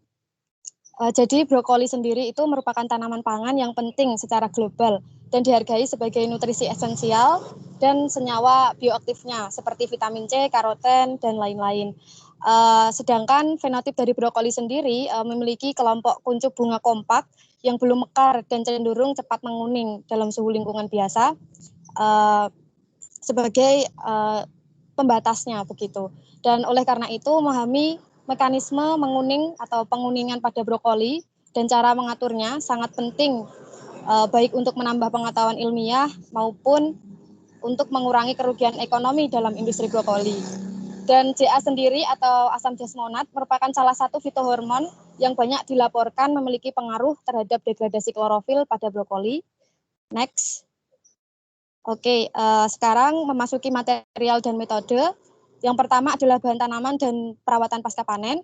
Jadi bahan yang digunakan itu ada sebanyak 900 kepala brokoli dengan dipilih ukuran yang hampir seragam, serta telah masak tapi tidak terlalu masak, dalam artian warnanya hijau gelap seperti itu. Kemudian brokoli dibagi menjadi 3 kelompok secara acak, dengan kelompok pertama diberi perlakuan meja atau metil jasmonat asid, turunan dari jasmonat asid, asam jasmonat ya teman-teman. Ini sebanyak 1 mm, kemudian dikasih DECA. DECA ini inhibitor dari biosintesis CA begitu. Kemudian kelompok ketiga yakni kontrol. Dan perlakuannya setelah disemprot itu kemudian disemprot air suling, kemudian diwadahi dan 300 per perlakuan ini diberi 300 kepala brokoli dan seluruh kepala brokoli disemprot kemudian dikeringkan dan ditempatkan di polybag dan setiap polybag berisi 5 brokoli. Kemudian polybag ditutup dengan cara dilipat agar tidak terjadi kehilangan air. Dan selanjutnya kuncup bunga diambil secara acak dan dikumpulkan dengan interval 2 hari selama umur simpan yakni 0 sampai 10 hari. Dan penampilan dan pengamatan anatomi dicatat setiap hari dari tanggal panen. Tanggal panen tadi ya teman-teman setelah pengambilan dari pasar itu. Setelah pengumpulan sampel dari kelompok perlakuan kemudian dibilas 3 kali dengan Aquades yang mengandung 0,5% ETOH dan sampai menghilangkan sisa dari meja ataupun DECA dari brokoli yang diamati. Adalah variabel pengamatannya, itu ada pengukuran fisiologi morfologi, tunas yang memiliki ukuran yang sama dari masing-masing perlakuan diamati di bawah mikroskop, stereo Leica M165C, kemudian gambar diambil menggunakan MC, ukur menggunakan aplikasi pengolah gambar. Kemudian untuk evaluasi penguningan sendiri, menggunakan indeks penguningan, diukur menggunakan rumus sebagai berikut, single plant yellowing grade, ini diukurnya dengan rumus ini. Kemudian untuk pengukuran warna superficialnya menggunakan spektrofotometer. Dalam percobaan ini peningkatan nilai L berkorelasi dengan penguningan progresif dan diamati pada kuntum brokoli, dan perubahan nilai A atau B bisa memantulkan warna hijau brokoli. Kemudian untuk pengukuran parameter fluoresensi klorofil, yakni sampel diadaptasi dengan gelap selama 15 menit. Termasuk hasil kuantum fotosistem 2 maksimal, kemudian yakni FV per FM, dan rasio penurunan fluoresensi atau RFD, diukur dengan non-invasif menggunakan Fluorochem PS1, yang dilengkapi dengan sistem sensor yang memungkinkan untuk penangkapan gambar digital yang dipancarkan fluoresensi dengan resolusi piksel tinggi, yakni 720 x 560 dan 12 bit dinamis. Next. Kemudian untuk penentuan kandungan klorofil dan aktivitas enzim kunci untuk degradasi meliputi pengukuran kandungan klorofil, pengukuran aktivitas pPH dan PaO. Untuk penentuan kandungan Ca sendiri, aktivitas enzim kunci untuk biosintesis Ca, yakni kuantifikasi kandungan Ca endogen dan penentuan aktivitas enzim kunci pada biosintesis Ca. Untuk juga dilakukan ekstraksi RNA dan sintetisasi DNA, dan juga dilakukan analisis dari QRT PCR. Dan untuk analisis statistiknya menggunakan ANOVA, kemudian diuji lanjut dengan LSD dengan software SPSS. Next, hasil, result. Mohon maaf, apakah screen-nya jalan, teman-teman? Tidak, Ifada. Sayangnya di saya nggak jalan ini, tapi saya pikir ini kesalahan teknis. Mungkin Irfan Nggak bisa tahu kalau langsung teman-teman jalan nggak? di slide di bagian result, Irfan. Soalnya di saya juga tidak jalan, Bu.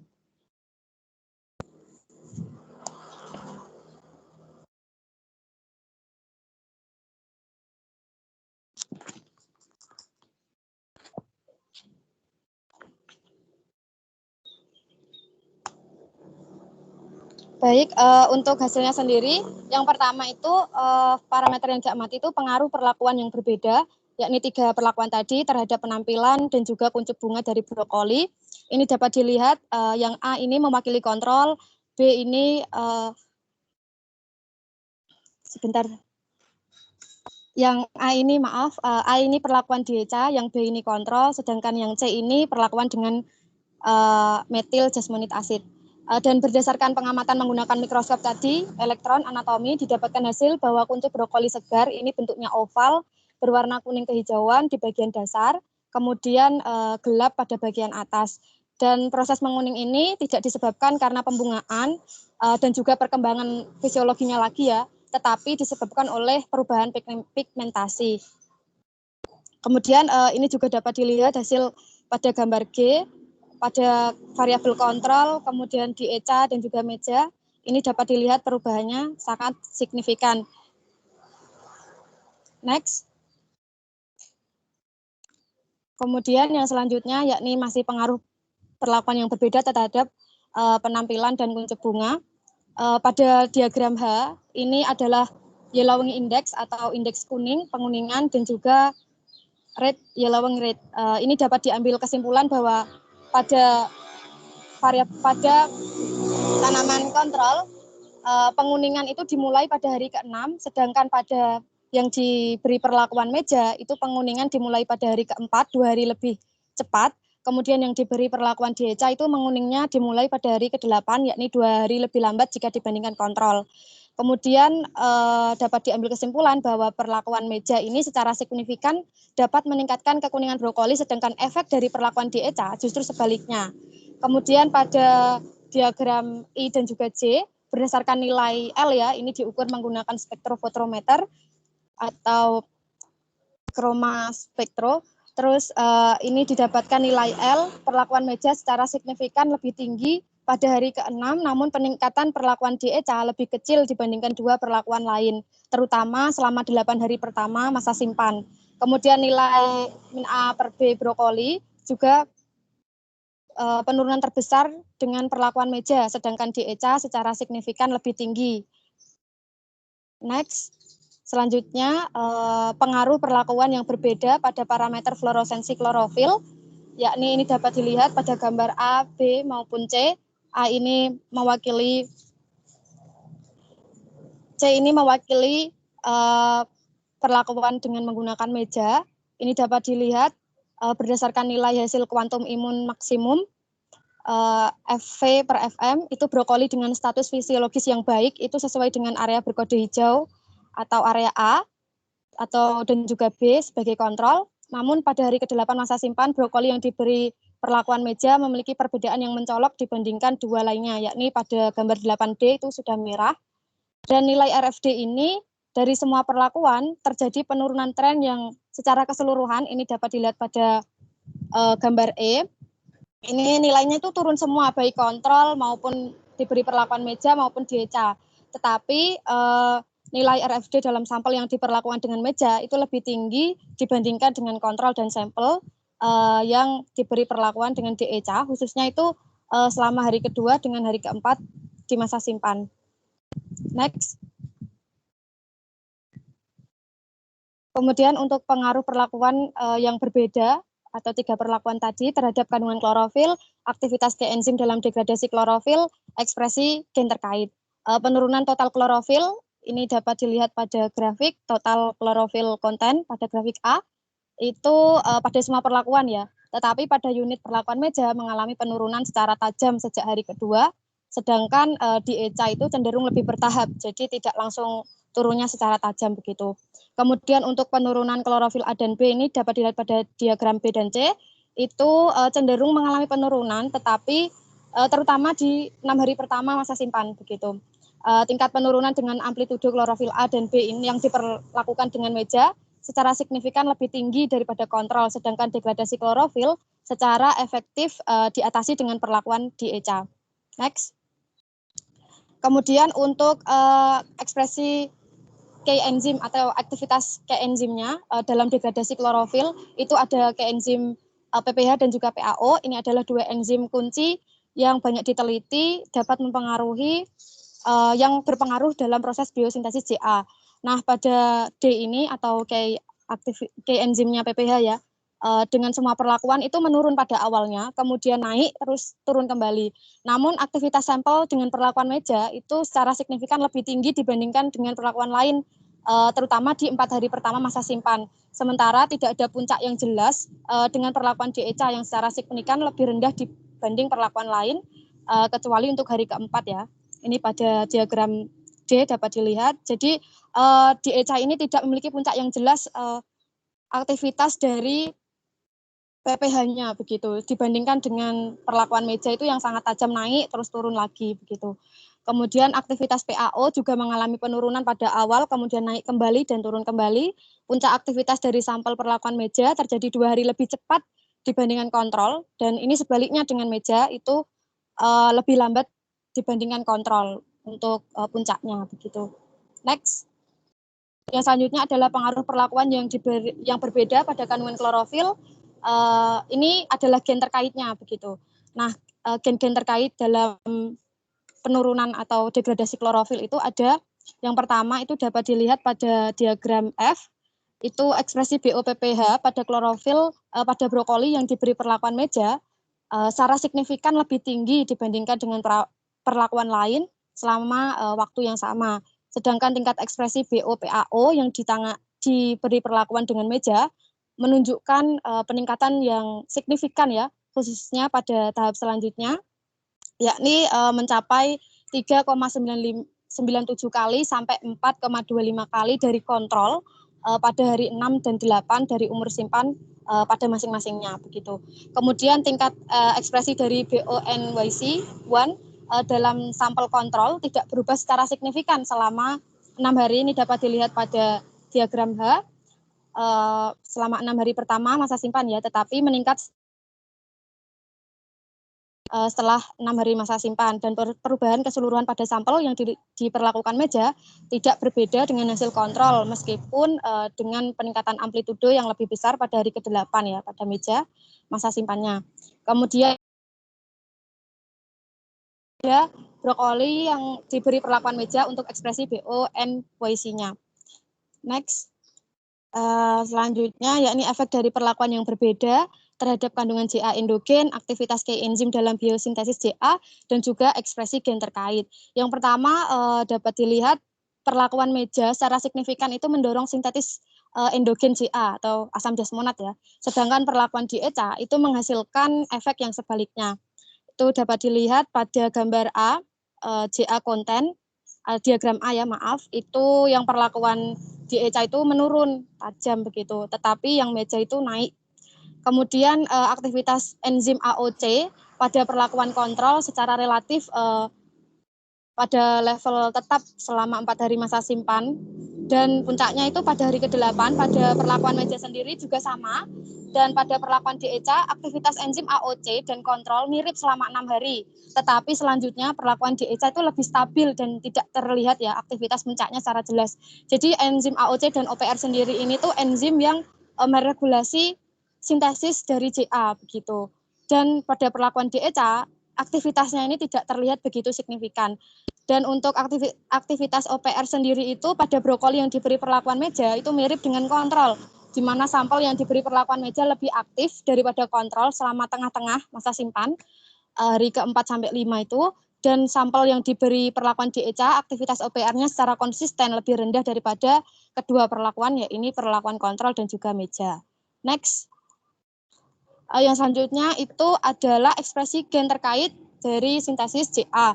Dari diagram D dapat dilihat bahwa tingkat ekspresi BOAOS pada sampel kontrol menunjukkan kenaikan yang lambat selama masa simpan.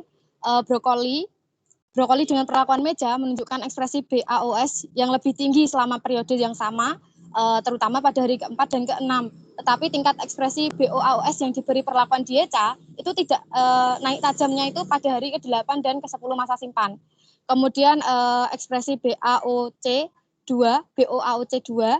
pada brokoli kontrol dan perlakuan meja sejajar naik secara tajam dan mencapai puncak itu pada hari ke-8 masa simpan. Dan pada hari kedua masa simpan, tingkat ekspresi BOAOC2 pada brokoli yang diberi perlakuan DECA itu mengalami kenaikan yang abnormal.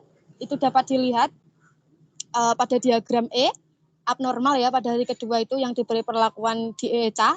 Kemudian stabil kembali setelah hari ke-6. Kemudian untuk dibandingkan dengan brokoli kontrol dan juga dibandingkan dengan brokoli kontrol, secara signifikan tingkat ekspresi BOAOC3 terdapat pada brokoli yang diberi perlakuan DECA mulai hari ke-4 masa simpan. Itu dapat dilihat pada diagram F. Next. Kemudian ini masih terkait gen, itu pada gambar G, diagram G, maaf, itu peneliti menemukan bahwa ekspresi BOAOC2 dan BOPR1 diatur dengan terjadinya menguning atau yellowing atau penguningan ya. Sementara tampaknya perlakuan meja eksogen itu meningkatkan kandungan JA endogen pada brokoli pasca panen dan kemungkinan caranya itu menginduksi gen biosintesis dari JA itu sendiri. Dan tingkat ekspresi gen BOPR1 secara umum selaras dengan perubahan kandungan endogen JA. Brokoli dengan perlakuan meja terdeteksi memiliki tingkat ekspresi BOPR1 tertinggi ya selama masa simpan. Kemudian secara signifikan brokoli yang diberi perlakuan meja menunjukkan tingkat ekspresi gen BOPR3 dibanding dua perlakuan lain selama periode kecuali pada hari ke-8. Next. Yang selanjutnya atau terakhir ini dari hasil adalah analisis korelasi antara klorofil dan kandungan JA. Itu dapat dilihat pada tabel. Dapat disimpulkan bahwa laju perubahan klorofil total di sampel kontrol itu berkorelasi positif sangat signifikan dengan laju perubahan klorofil A dan klorofil B, tetapi memiliki korelasi negatif yang sangat signifikan dengan JA. Dan hasil serupa juga ditemukan pada brokoli yang diberi perlakuan meja. Pada brokoli yang diberi perlakuan DECA, koefisien korelasi antara klorofil A dan klorofil B serupa dengan perlakuan lain. Dan ada korelasi negatif yang signifikan antara JA. Dan ini dapat disimpulkan bahwa gejala brokoli yang menguning ini akibat degradasi klorofil dan mungkin terkait erat dengan tingkat JA yang besar pada brokoli. Next. Selanjutnya adalah pembahasan. Hasil menunjukkan bahwa JA terlibat dalam regulasi proses degradasi klorofil dan mempengaruhi penguningan pada brokoli. Kemudian perlakuan dengan meja dapat mempercepat puncak aktivitas AOC, meningkatkan aktivitas AOC dan OPR. AOC ini tadi ya, enzim yang berperan penting dalam biosintesis JA dan secara bersamaan kondusif untuk meningkatkan ekspresi key gens atau gen kunci ya, yakni BOAOC2 dan juga BOOPR1 yang terlibat dalam jalur biosintesis JA. Yang dengan ini mendorong kandungan JA endogen pada brokoli sendiri. Dan hal ini juga sama dengan penelitian sebelumnya yang dilakukan oleh Tan et al. Pada tanaman kol 2018 begitu. Kemudian di sisi lain perlakuan menggunakan DECA dapat menghambat penguningan dengan menurunkan kandungan JA endogen pada brokoli dan hal ini dikarenakan tingkat aktivitas AOC dan juga OPR ini rendah karena dihambat oleh DECA sendiri begitu. Dan DECA dapat mengurangi jumlah JA endogen, aktivitas PPH juga dan juga ekspresi dari BO PPH BONYC1 yang menyebabkan degradasi kandungan klorofil A dan B juga terhambat begitu.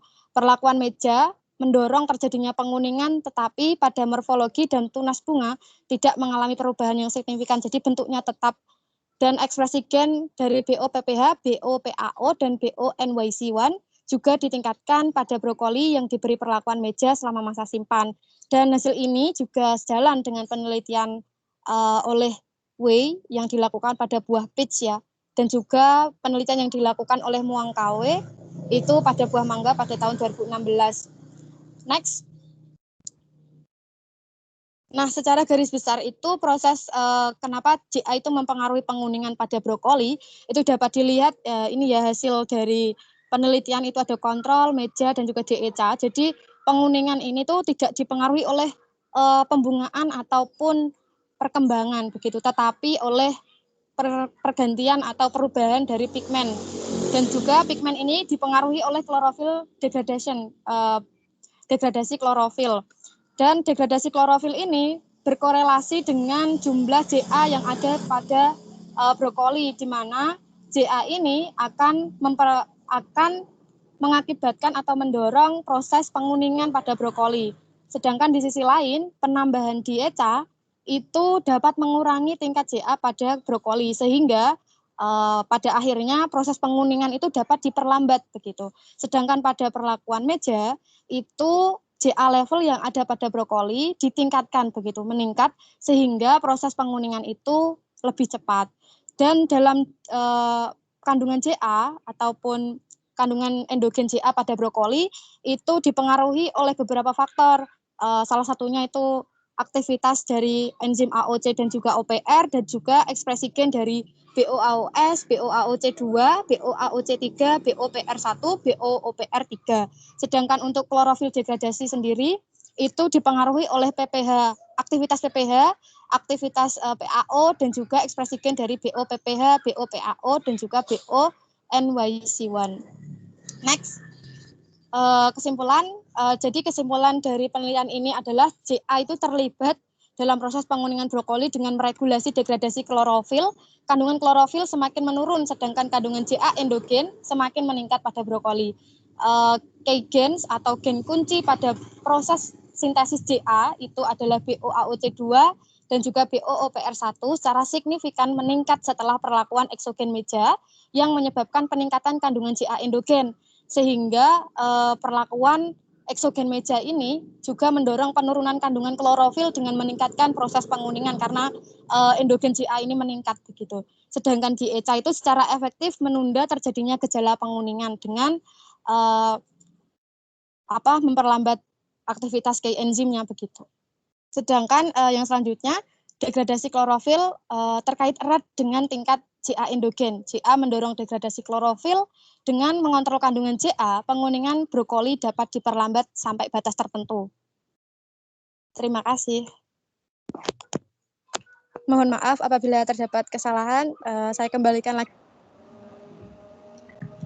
Oke, terima kasih. Ya, sudah 3 kelompok untuk sesi yang kedua ya. Baik, tadi beberapa topik masih mengenai ZPT alami ya, pada perbanyakan vegetatif. Kemudian yang terakhir yang cukup lama, sebenarnya durasinya tidak selama ini ya untuk presentasi, tapi karena memang teman Anda ini memilih papernya dari Elsevier atau Science Direct tadi, saya sekilas melihatnya. Pasti cerita yang disajikan itu panjang, maka kalau hanya mengambil beberapa cuplikan itu ceritanya tidak menjadi utuh ya.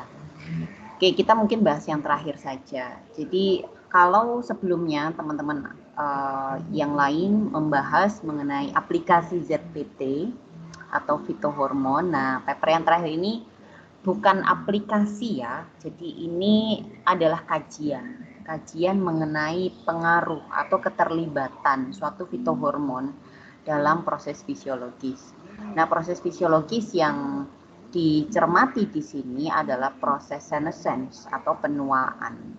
Salah satu tandanya kalau pada brokoli adalah warna kuning ya, warna yang menguning dari brokoli.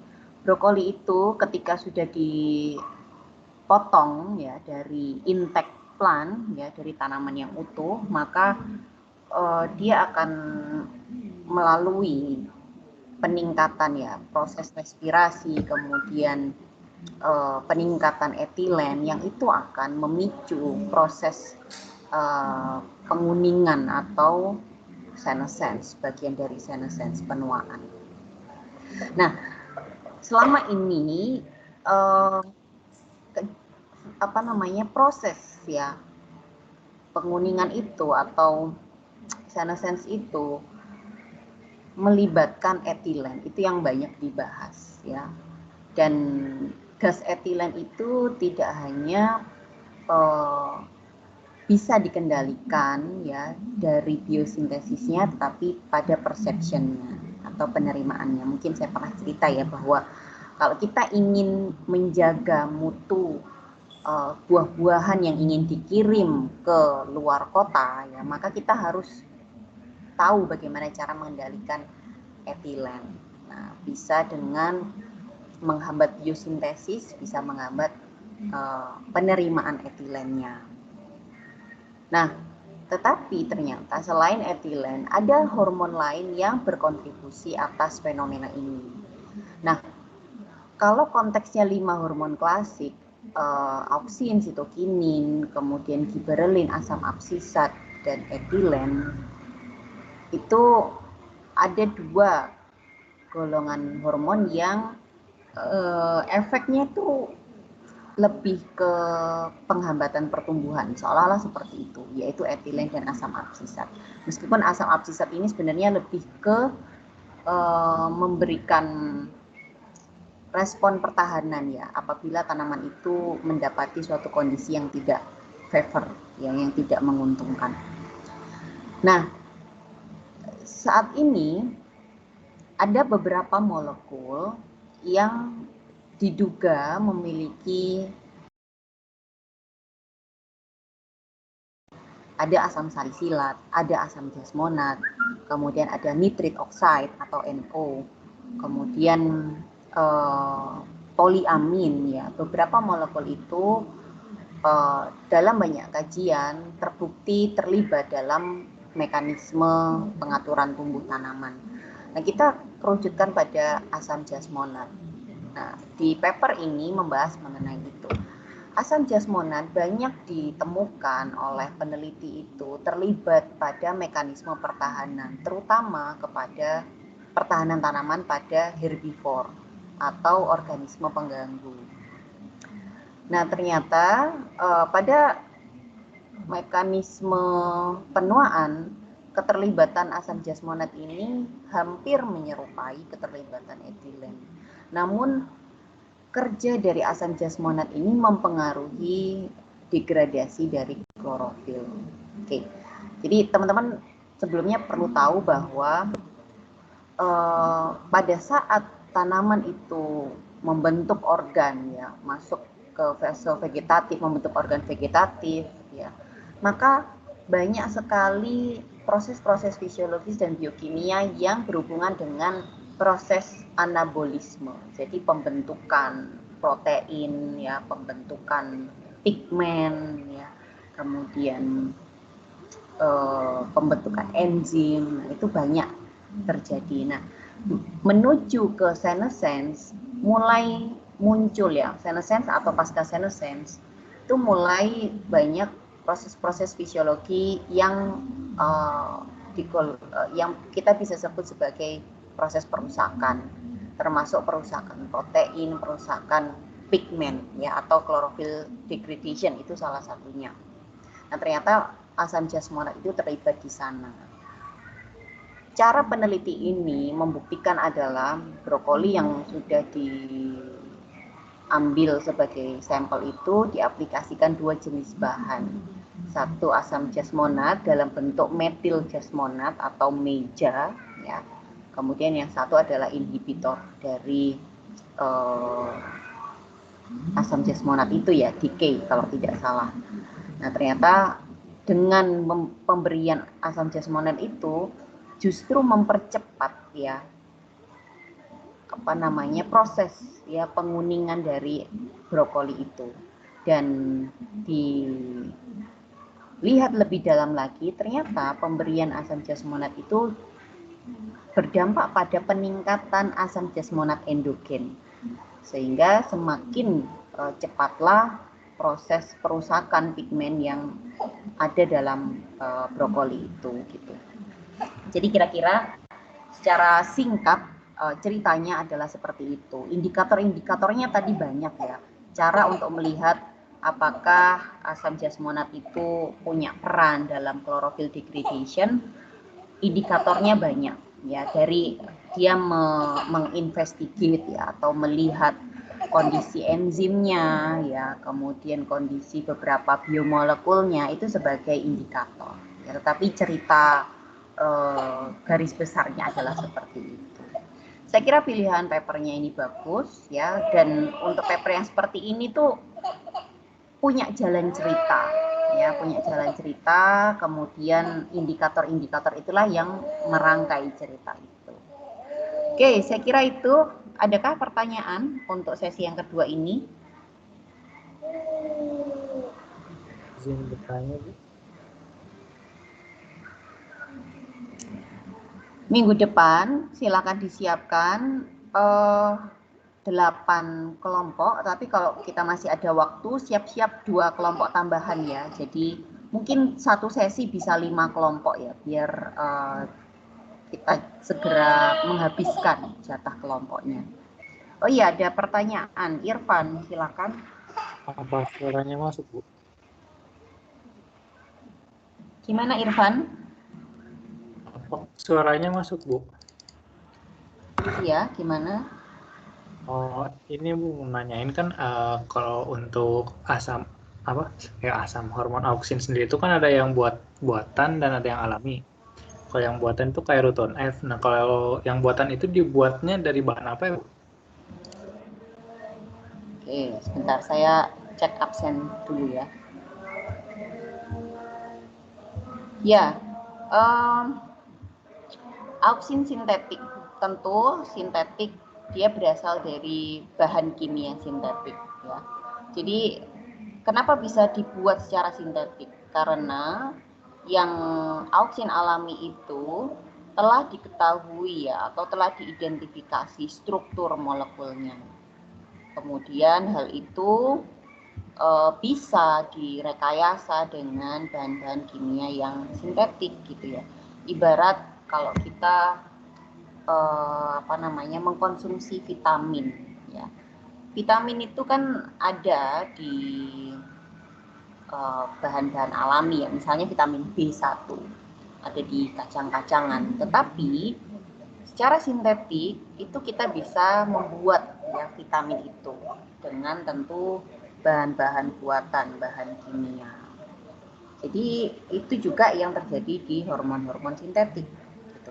Tetapi kalau kamu tadi menyebut Ruton F itu adalah hormon auksin, sebenarnya Ruton F itu kita bisa bilang dia ZPT, karena kalau kita bilang hormon maka mengacu pada hormon yang spesifik.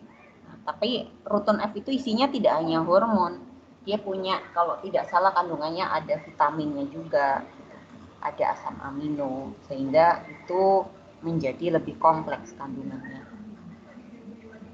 Oke, jadi ini yang saya maksud bahwa teman-teman jangan rancu antara ZPT dan hormon ya. Kalau hormon pasti dia mengacu pada satu bahan aktif yang spesifik ya.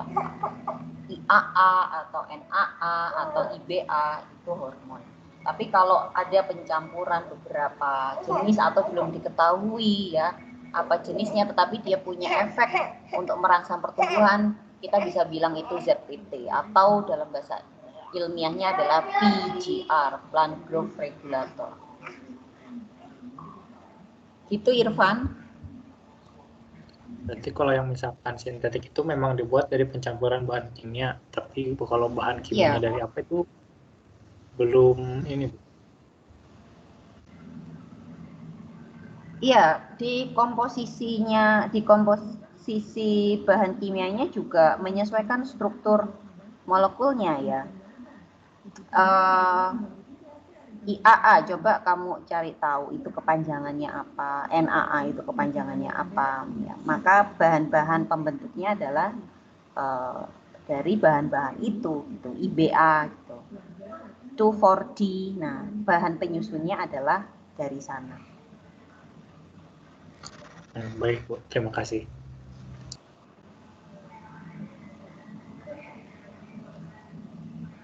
Ada lagi?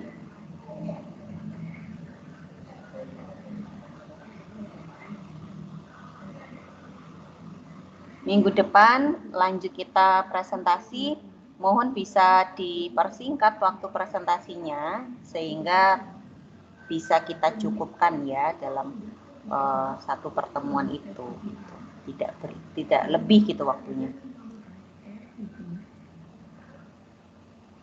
Ya, mungkin itu dulu ya untuk kelas praktikum kita. Ketemu lagi minggu depan ya, disiapkan PowerPoint-nya, kalau bisa dicek apakah secara teknis ada gangguan atau tidak gitu ya, biar kita tidak lama habis waktunya.